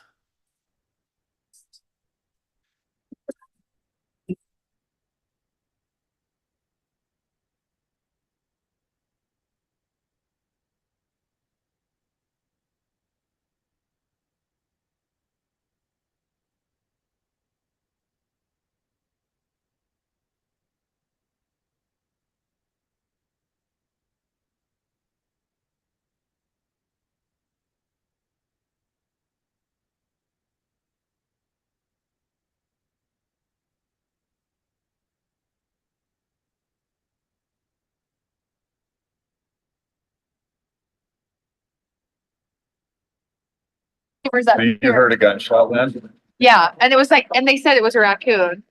And it was about that same time, we had set the timeline to Ron, because we checked our phone, and it was like what is the Rob Wood, is that the prosecuting? Uh-huh. Okay. We had talked to them and we had looked it up on our phone records to try to put it together, you Yeah. know? But like our neighbors up here, like they will go shoot birds and stuff in the mornings. And so we'll hear that sometimes, but it was close. And like our bedroom window's right here. And we sleep with the window open most of the time because Did you see anybody out there? no, but we just heard it. So that's what we were thinking. We're like, it wasn't afternoon because he would have been at work. That it would have been morning. so- Morning. Huh. Anyways, we'll just keep Yeah. thinking. Yeah, no, and even details that you're like, that's probably nothing. We take them, right? Well, I mean, at that's this what we point, we'll, decided after we told him, because we were like, we sat on it for a while and then we're like, well, maybe it will help, so. yeah, yeah, Just our timeline experience with them.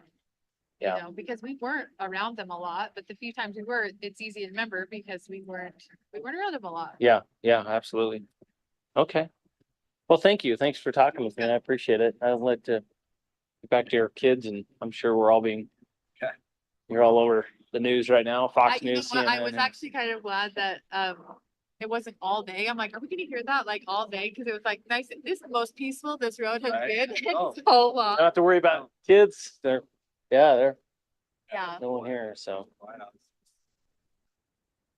Probably like this, not cars. We seriously do, because we were gonna build our house this year, but I told you like we wanted to get the rest of our debt paid off before we built that. We're just gonna build that here.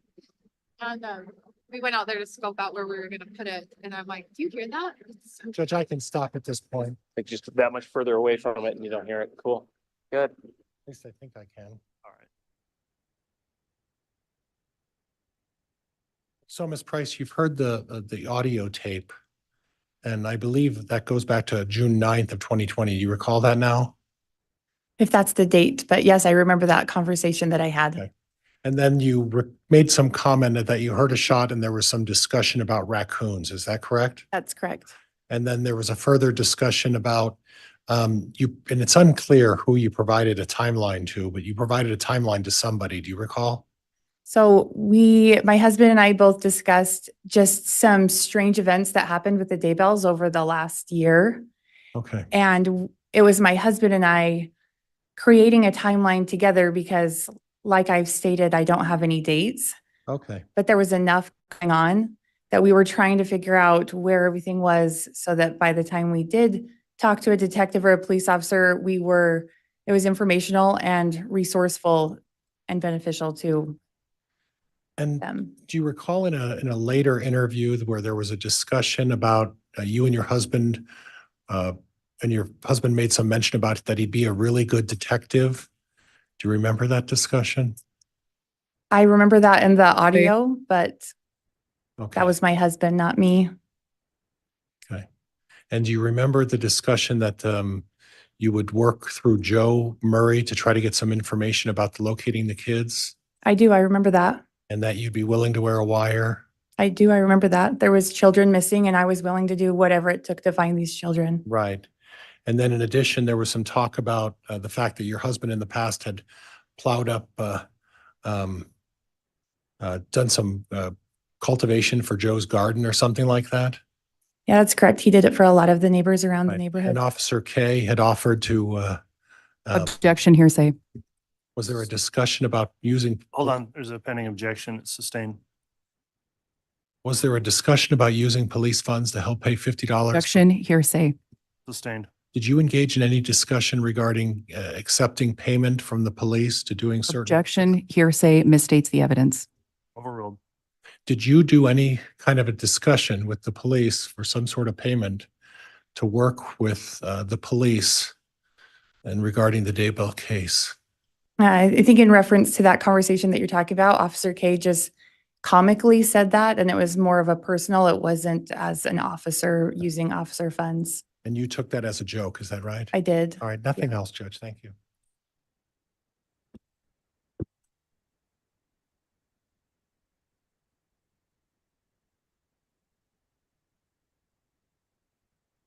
All right, Ms. Beatty, cross-examination once you're ready.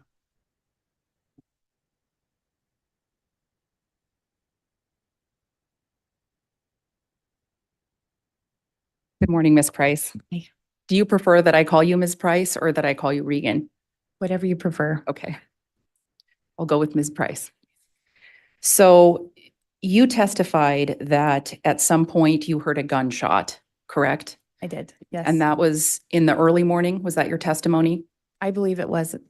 Do you remember what day that took place? I believe it was your testimony that you didn't remember the specific day. Yes, I don't remember the date.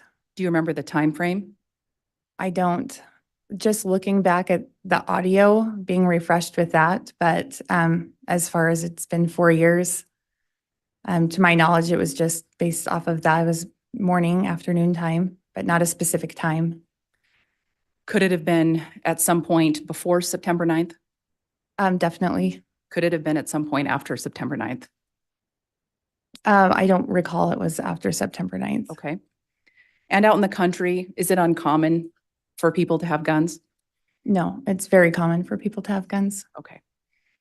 Now, you briefly testified about your discussion with Officer K. Would that be Detective Kaya Kamanu?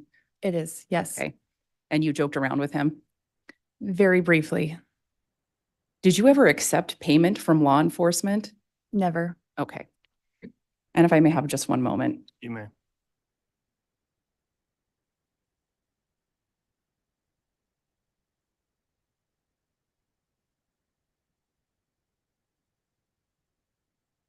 And I have no further questions for this witness. All right, thank you, Ms. Beatty. Oh, hold on, we've got Sorry. redirect possibly. Sorry. You may.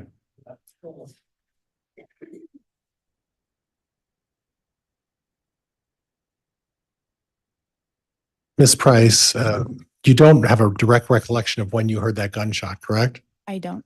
But did you recall hearing on the audio tape that there was a combination of a gunshot, a raccoon, and the name Chad Daybell? How often does those three happen on a particular day? Objection misstates the testimony, Your Honor. Sustained. Judge, I have nothing else. Thank you. All right.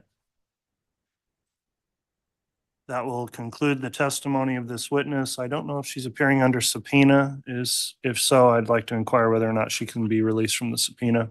And Your Honor, I believe the state did have her under subpoena. We would release her from our subpoena at this point. And Judge, the defense has her under subpoena, and we're releasing her as well. Okay, that concludes your testimony. Then you can go ahead and leave. And Judge, could we have a quick sidebar? Yes.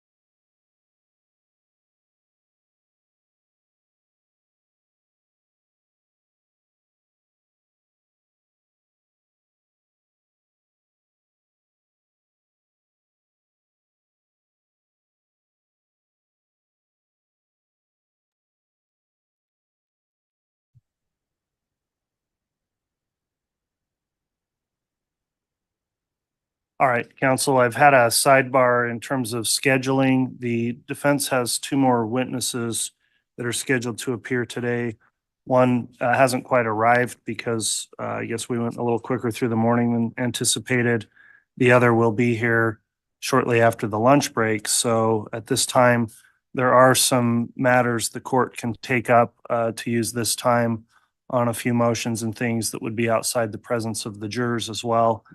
We're going to go ahead and take another recess at this point, and then once the witness shows up for before lunch, we'll call that witness. We'll take up a few other hearings, and then we'll call the next witness directly after lunch. So we'll take another break at this time. All right, please.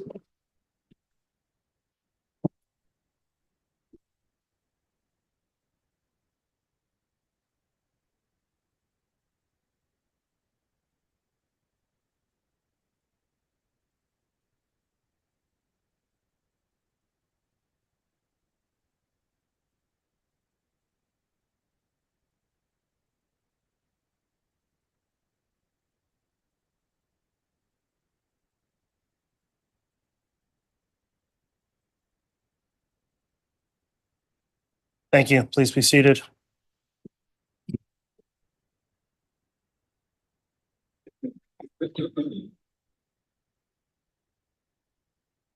All right, counsel, there's a few things that we can do outside the presence of the jurors, but the matter of exhibits is something I think we're going to need more time from the court side to prepare, and at some point before these jurors receive exhibits for deliberations, the court intends to have a conference regarding exhibits to make sure they've all been properly identified and marked before they are submitted for those deliberations. But that is going to take some time with the clerks as well as the court to work through the list and address the ones we have questions on. So I'm not sure we will be doing that today. There was another matter that Mr. Wixom brought up, I think, that we could potentially just clarify on the record before we take a recess here. Mr. Wixom, Thank you, Your Honor. Judge, may I remain seated? you may. Thank you. Judge, I just wanted to call to the court's and the defense's attention under my duty of candor to the court, some information that came in through a witness a few weeks ago that we subsequently found at least is inaccurate. We don't have any reason to believe it was intentional at all. But the court and counsel might recall that we called Heather Daybell as a witness, and in doing so asked a few questions specific to whether or not she had provided any information to Officer David Hope. David Hope was her daughter's father-in-law, and she'd answered no. In fairness, and looking back at the record, I think in fairness, she probably perceived that question as having done so on a personal basis.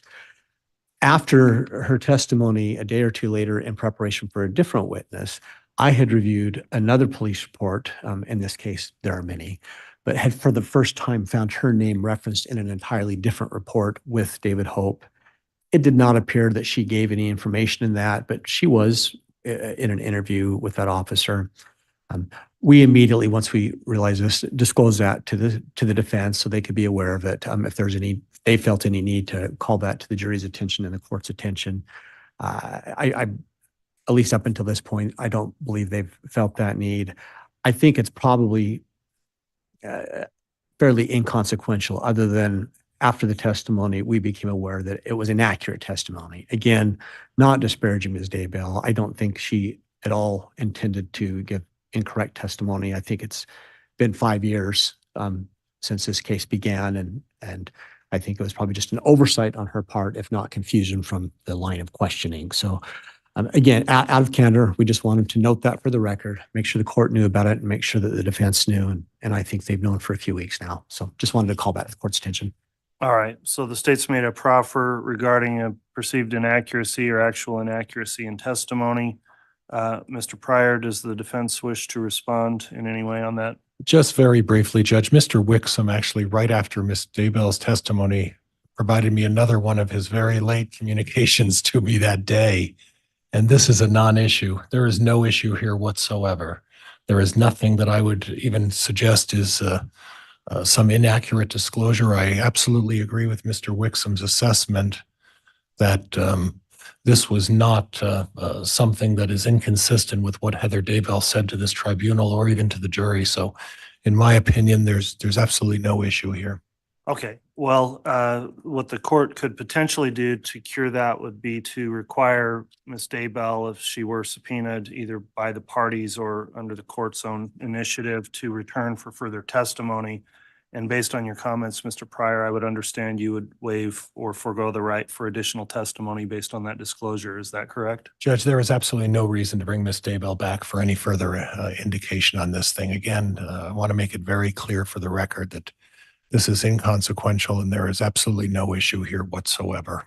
Okay. And I appreciate Mr. Wixom being so forthright and candor, even if it was in the middle of the night when he let me know. All right. So we'll go ahead and consider the matter resolved on the record then and notified duly to the defense on that issue. At this time then, if counsel wants to remain available, there may be another matter I think we might be able to take up in regards to jury sequestration on issues I may want to discuss with you today to use some of this time. If we have a lapse in time also, that would likely be done outside of the public presence, as it would discuss matters related to the jurors. So we'll go ahead and remain on this break. Once your witnesses arrive, Mr. Pryor, let us know, and then we'll figure out how to best use our time today before your next witness arrives after lunch. Thank you, Your Honor. All right, we'll be in recess. All right.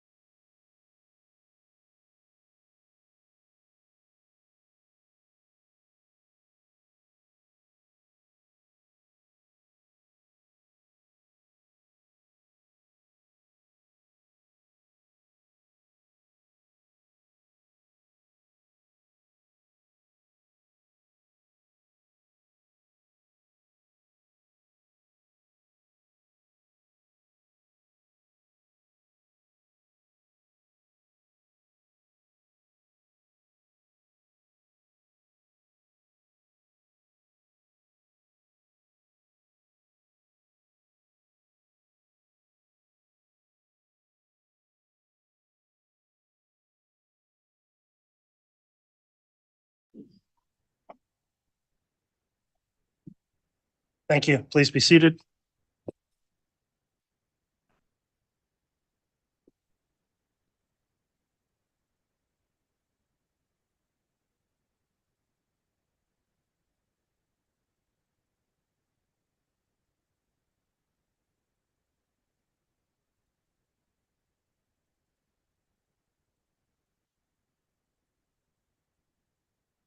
All right, I believe we're ready to have the jurors brought back in and then we can go on the record.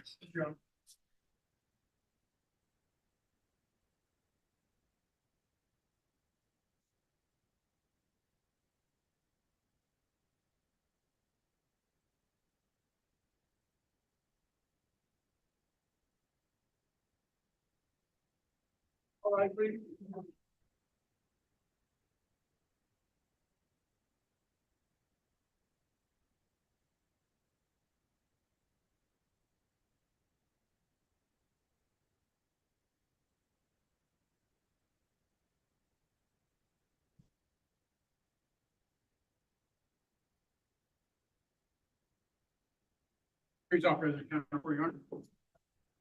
All right, thank you. Please be seated.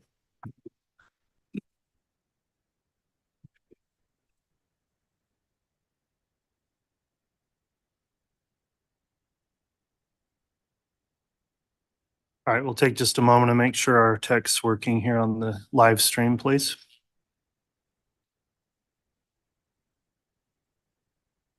Okay, we are back on the record on case CR 22-21-1623, State of Idaho versus Chad Guy Daybell. We've returned from the lunch recess we scheduled early today. Mr. Pryor, I believe you've got another witness here ready to call. Is that correct? You may. So the defense continues with its case in chief, and once you are ready, Mr. Pryor, you can name and call your next witness, please. Judge, the defense called Asmir Kararik.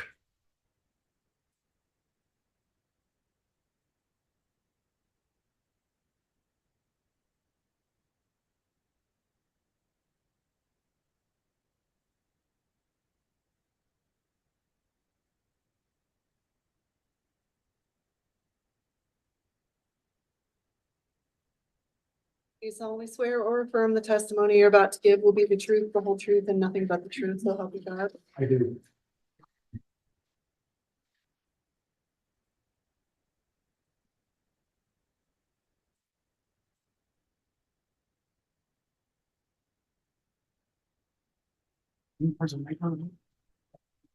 Thank you. All right, before we get started with direct examination, I just want to inquire of the witness. First, is there a title you go by, investigator or officer, agent, et cetera? Investigators, fine, Your Honor. Investigator, all right. Investigator, is it Kararik? Karadzic. Karadzic. Have you observed any of this trial since it began either on the live stream or here in person at all? No, Your Honor. Okay. Have you talked to anyone else about testimony they've given in trial? No, Your Honor. Okay, thank you for answering those questions. You may go ahead and start your direct, Mr. Pryor. Investigator, would you state your name and spell your last name for the record for me, please?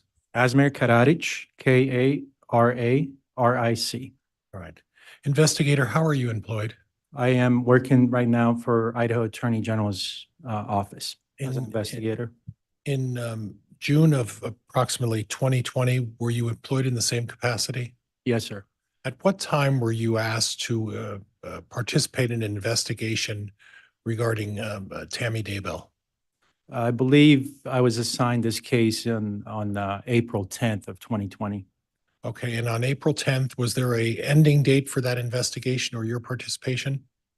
Our office ended this investigation, I believe, in February of next year. So at some point, you were asked to participate in an investigation, and then in February, you were asked to cease that investigation. Is that correct? Correct. At some point, did you come to some conclusion regarding the investigation, or was there some other reason for the ceasing of the investigation? I was asked by my chief to end the investigation because the Fremont County Prosecutor's Office wanted the case back. Okay, and originally they handed the case to your office, is that correct? Correct, for prosecution. And then at some point, they elected to ask that the case be returned to them, is that correct? Yes, sir. Okay. As part of your investigation, did you engage in an interview with a person by the name of Melanie Gibb? Yes, I did. And can you recall the date or dates that you interviewed Miss Gibb? That was August 5th of 2020.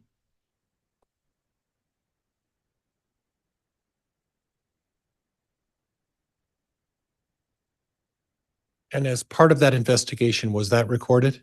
Yes, it was. Was it your normal policy to record interviews of witnesses? Yes, sir. And that's generally a good practice, would you agree? Yes, To ensure that you get an accurate reflection of what was discussed during the interview, correct? correct. I want to go back, if you can recall, the amount of time you spent during the interview. The interview was 3 hours, 38 minutes, and I forget the seconds. It's about 182-page report. Would that be a considerable interview? Yes, More so than on the average? yes, Would it tend to be on the large end of an interview? yes. And can you explain to me why the interview took so long? Well, we had a lot to discuss. I had a lot of questions that I wanted to know from Ms. Gibb. Wanted to know how she was aware of anything in this case, if she knew Lori, VALLOW, Chad, and their beliefs. Okay. At any time, did you start asking questions about her personal beliefs? Well, I clarified some things with her because she said a lot of things that I did not really understand. I didn't understand what she was talking about. But yeah, it did lead to that. And part of the questioning about that was she was expressing her opinion about her personal beliefs and on topics that you didn't quite even understand what she was talking about? There was a lot that I didn't understand, so I would have her clarify, but it wasn't a topic of her personal beliefs. Okay, it was or was not? It seemed to be.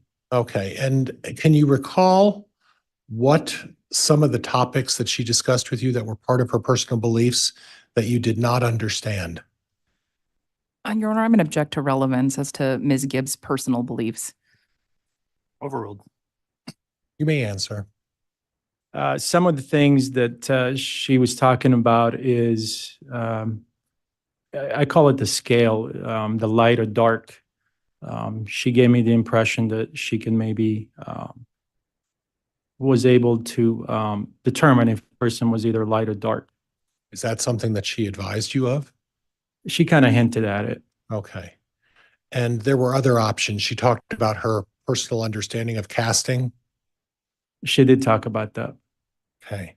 She talked about her personal understanding of being able to use vibrations as a means of healing or something to that effect.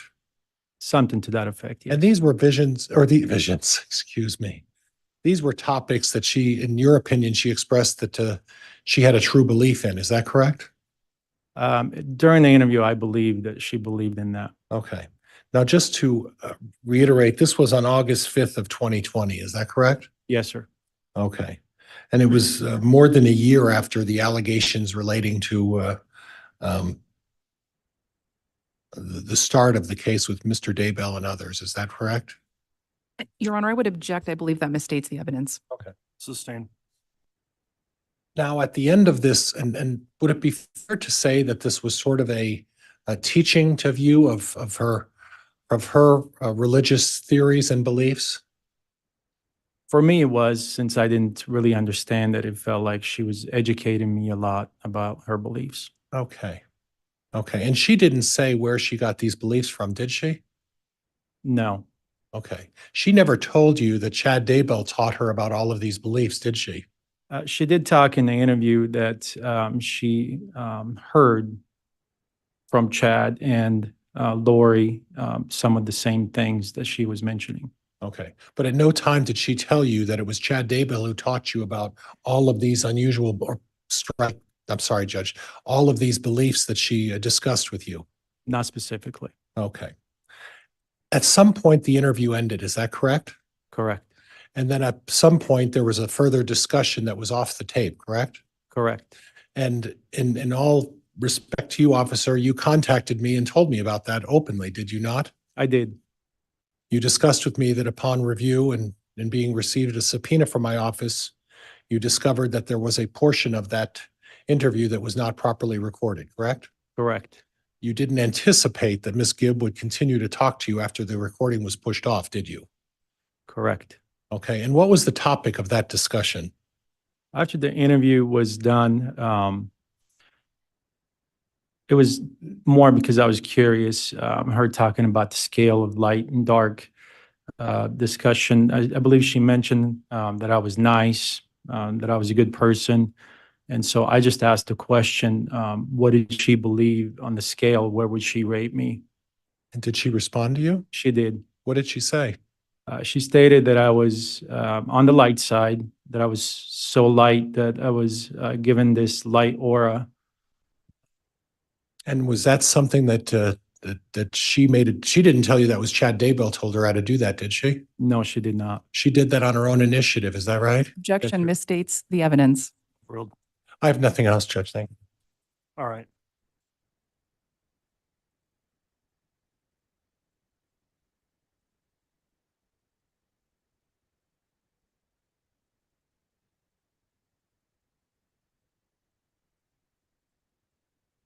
All right, Ms. Beatty, when you're ready, cross-examination. Thank you, Your Honor.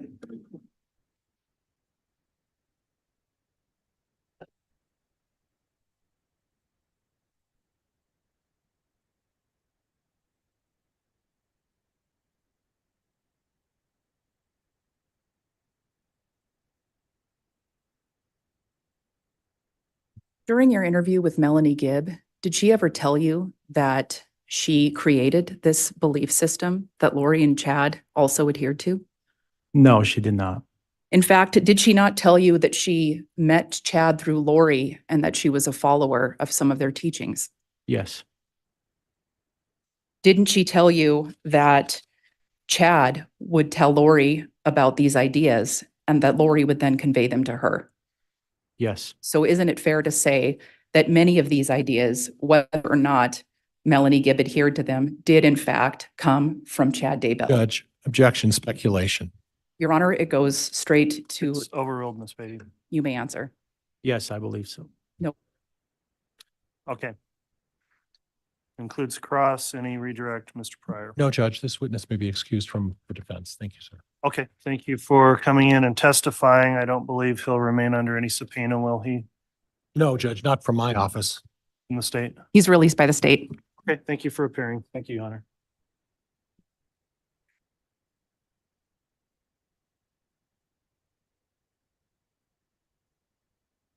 You may call your next witness, Mr. Pryor. Judge, may I approach again to the podium? Yes.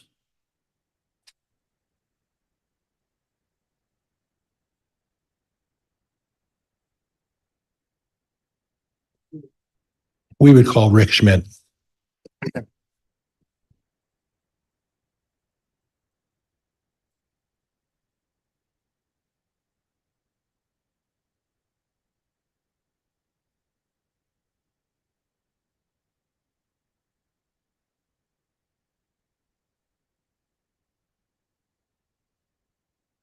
Do you solemnly swear or affirm the testimony you're about to give will be the truth, the whole truth, and nothing but the truth, so help you God? Yes.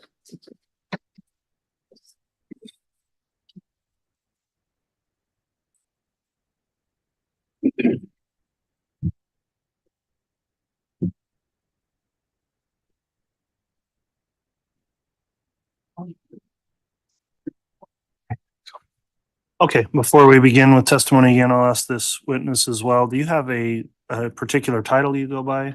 Agent, officer, et cetera? Rick Schmidt. Okay. Mr. Schmidt, then I do want to inquire, have you been observing in any way any of the trial testimony that's taken place since this case started?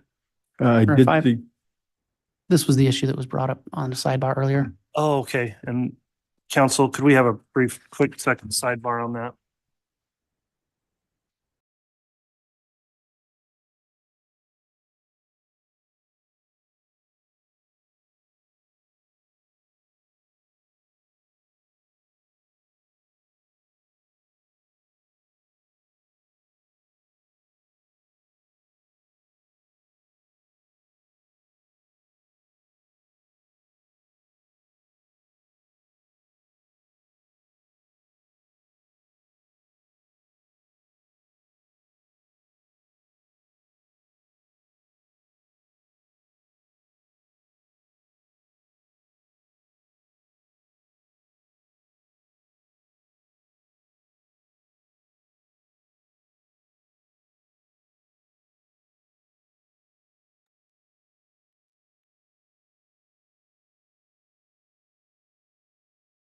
All right, counsel, thank you for the reminder. We are going to have the jurors just quickly line up and wait out in the hallway for a moment while we take up a brief matter outside your presence, and then we'll have you return right back in for additional testimony here.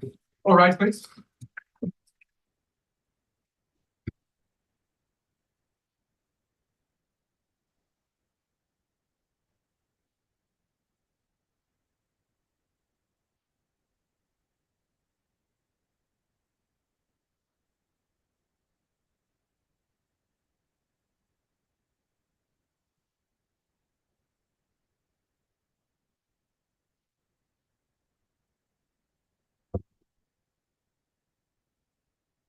Thank you. Please be seated. All right, counsel, we had the jurors excused for a moment. In a sidebar, I was notified there may have been an issue with some inadvertent exposure to trial testimony by this witness. We thought it was something that would best taken up outside the jurors' presence. I believe the state identified the issue, and perhaps we could just have a quick question of the witness on this, or I'll just, based on the proffer, I guess, pose the question. Mr. Schmidt, it was advised to the court that you may have overheard some trial testimony of a previous witness. Is that correct? Yes, And what was it that you recall hearing that was testified to in the case? it was by Ron Arnold. He said, when Mr. Pryor asked him a question, he said, I don't know, you own the property, you tell me. And how was it that you came about hearing that? It was playing on a device when I came home from work that my wife was watching, and Okay. And beyond that, did you listen to or hear any other trial testimony? no. Okay. And certainly I understand those things can happen.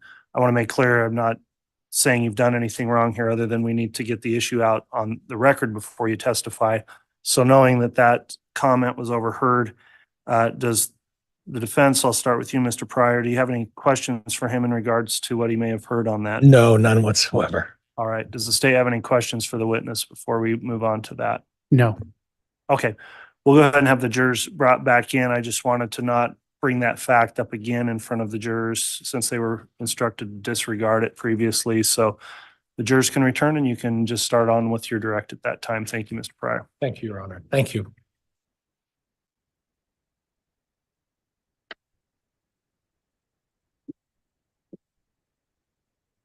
All right.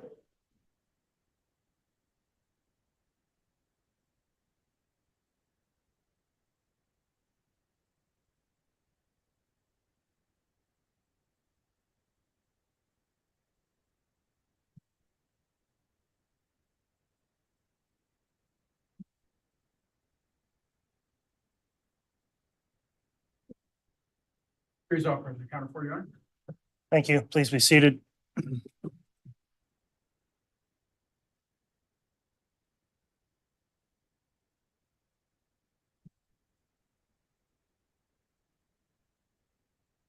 All right, Mr. Pryor, if you'd like to commence with direct, you may.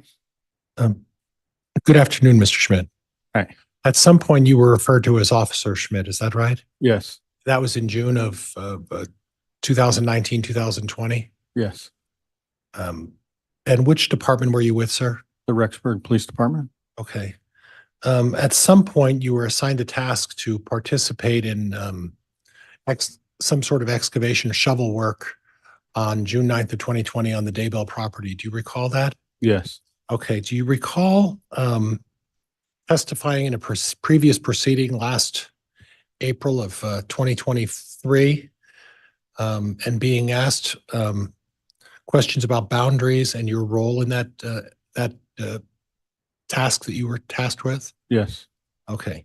Do you recall being asked about whether or not there were any boundaries given at that point when you were testifying last April of 2023? yes. Do you recall what your response was?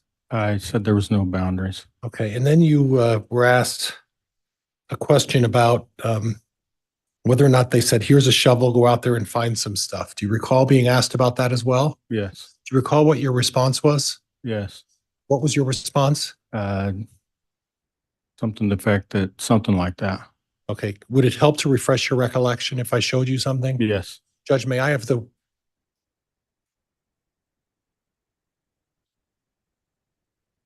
Could I have the deputy provide the officer with a transcript of his testimony?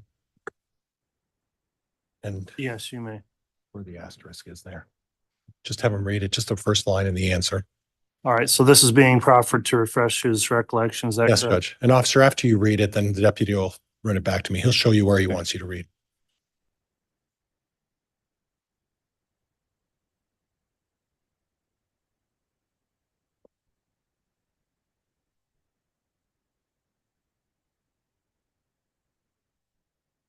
Now, officer, in that hearing back in April of 2023, you were asked just, hey, here's a shovel, go out there and find some stuff. Do you recall being asked that? Yes, And what was your response? pretty much. Is it possible your response was yes? Yes. Yes, Okay. pretty much. Oh, Pretty much was in there too. okay. Pretty much was in there as well. Judge, I have no further questions. All right, thank you. Cross from the state.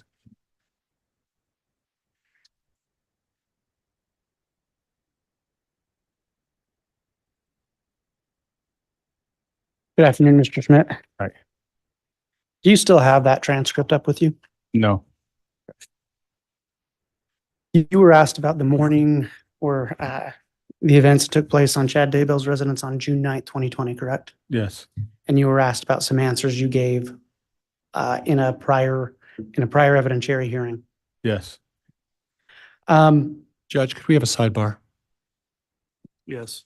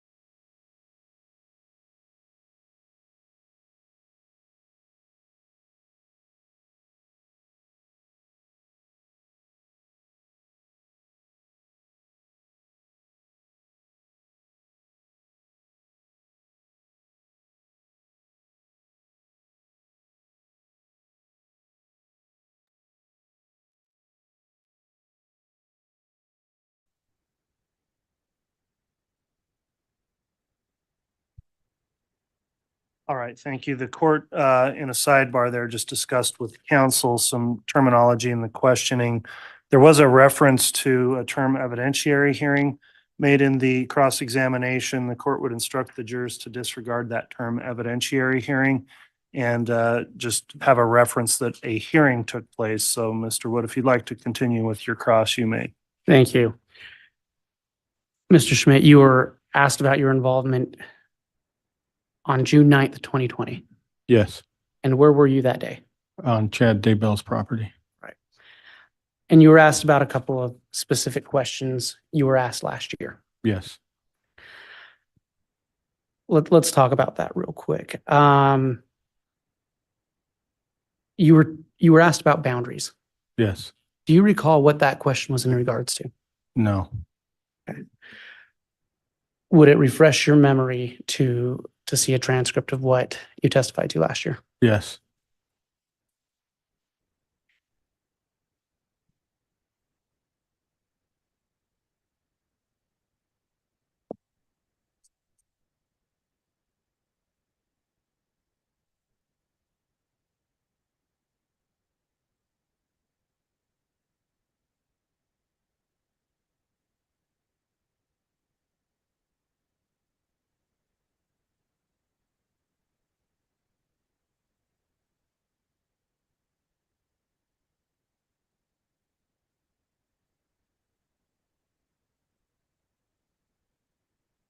Okay.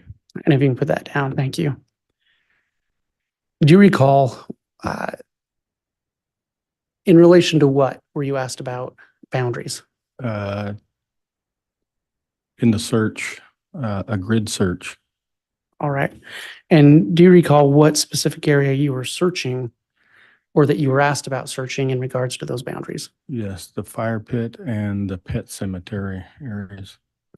As you sit there today, do you recall there being any type of grid or boundary at those areas when you were searching?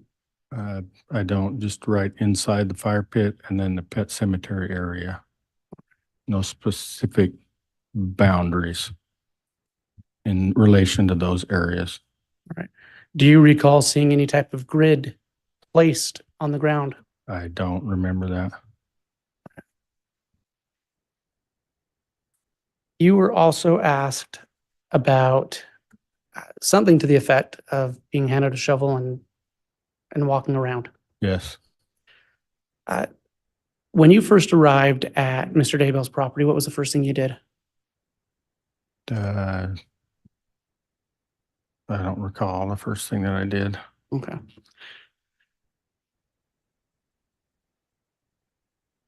At any point, did you have a shovel Yes. and walk around the property? Yes. And was that something you were instructed to do? Yes. Do you recall who instructed you to do it? I believe it was Steve Daniels. And do you recall who Steve Daniels is? He's FBI. He's with the forensic. I think he was in charge of the scene that day. So in fact, weren't you told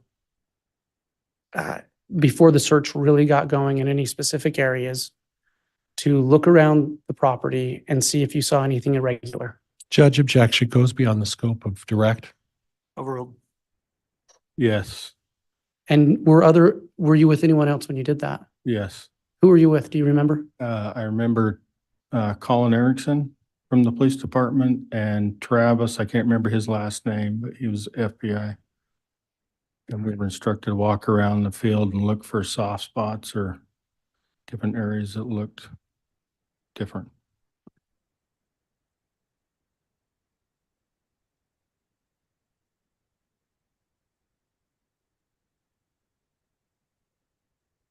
If I may have one moment, Your Honor. You may.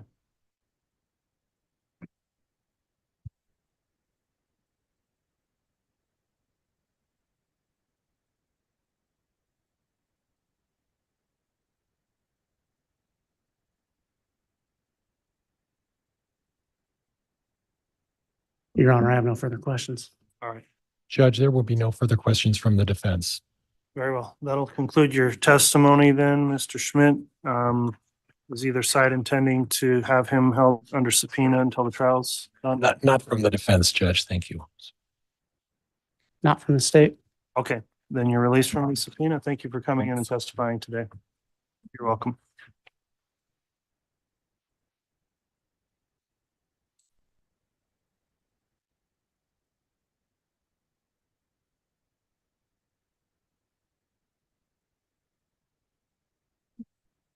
All right, Mr. Pryor, as I understand it, based on discussions we've had, the defense is not prepared with another witness this afternoon. Is that correct? Judge, because of the travel, some of my experts will not be available until 8:30 tomorrow morning.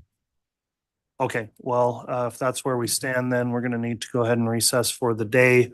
We'll continue from the court side of things, working on other administrative issues as we get towards the conclusion of this trial. I do want to let the jury know we're certainly mindful of your time and doing our best to get productive days in for you, to not extend things out unnecessarily. In a trial of this length, it can be difficult given the timing of scheduling things months and months in advance. So we're doing our best here, but we are going to go ahead and recess for the day, and we'll continue again in the morning then with another defense witness at 8:30. Thank you for your attentiveness today. As you break for the day, please follow the continuing instruction of the court to not discuss the case amongst yourselves or with anyone else. Please don't do anything to investigate the case or follow any media that you see on the case. And we will see you here tomorrow morning for additional evidence, and we will be in recess. All right, please.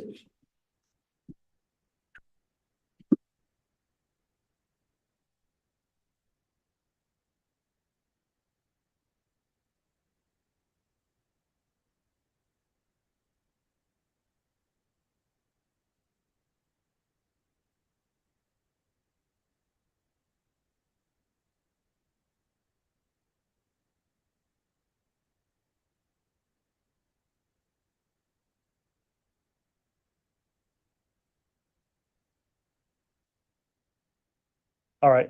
Thanks everyone in attendance today for complying with the courtroom conduct order, and we'll be in recess. Folks, please grab all of your belongings as you head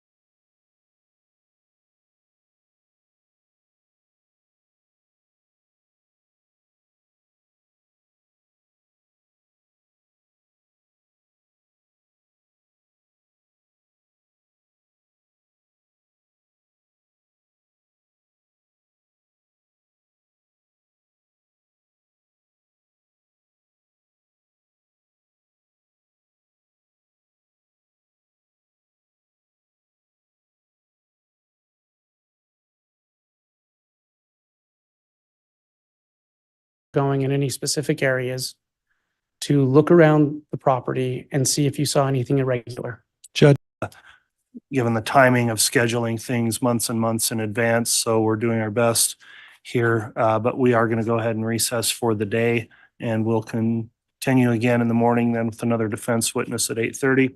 Thank you for your attentiveness today.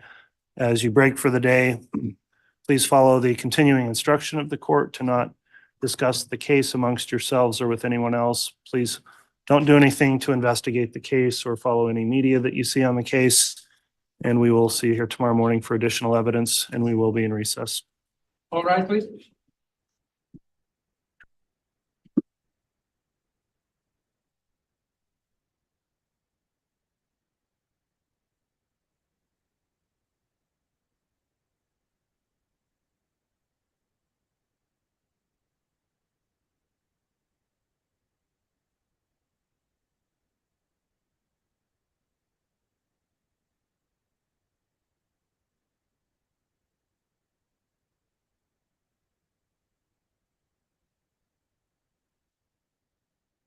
All right.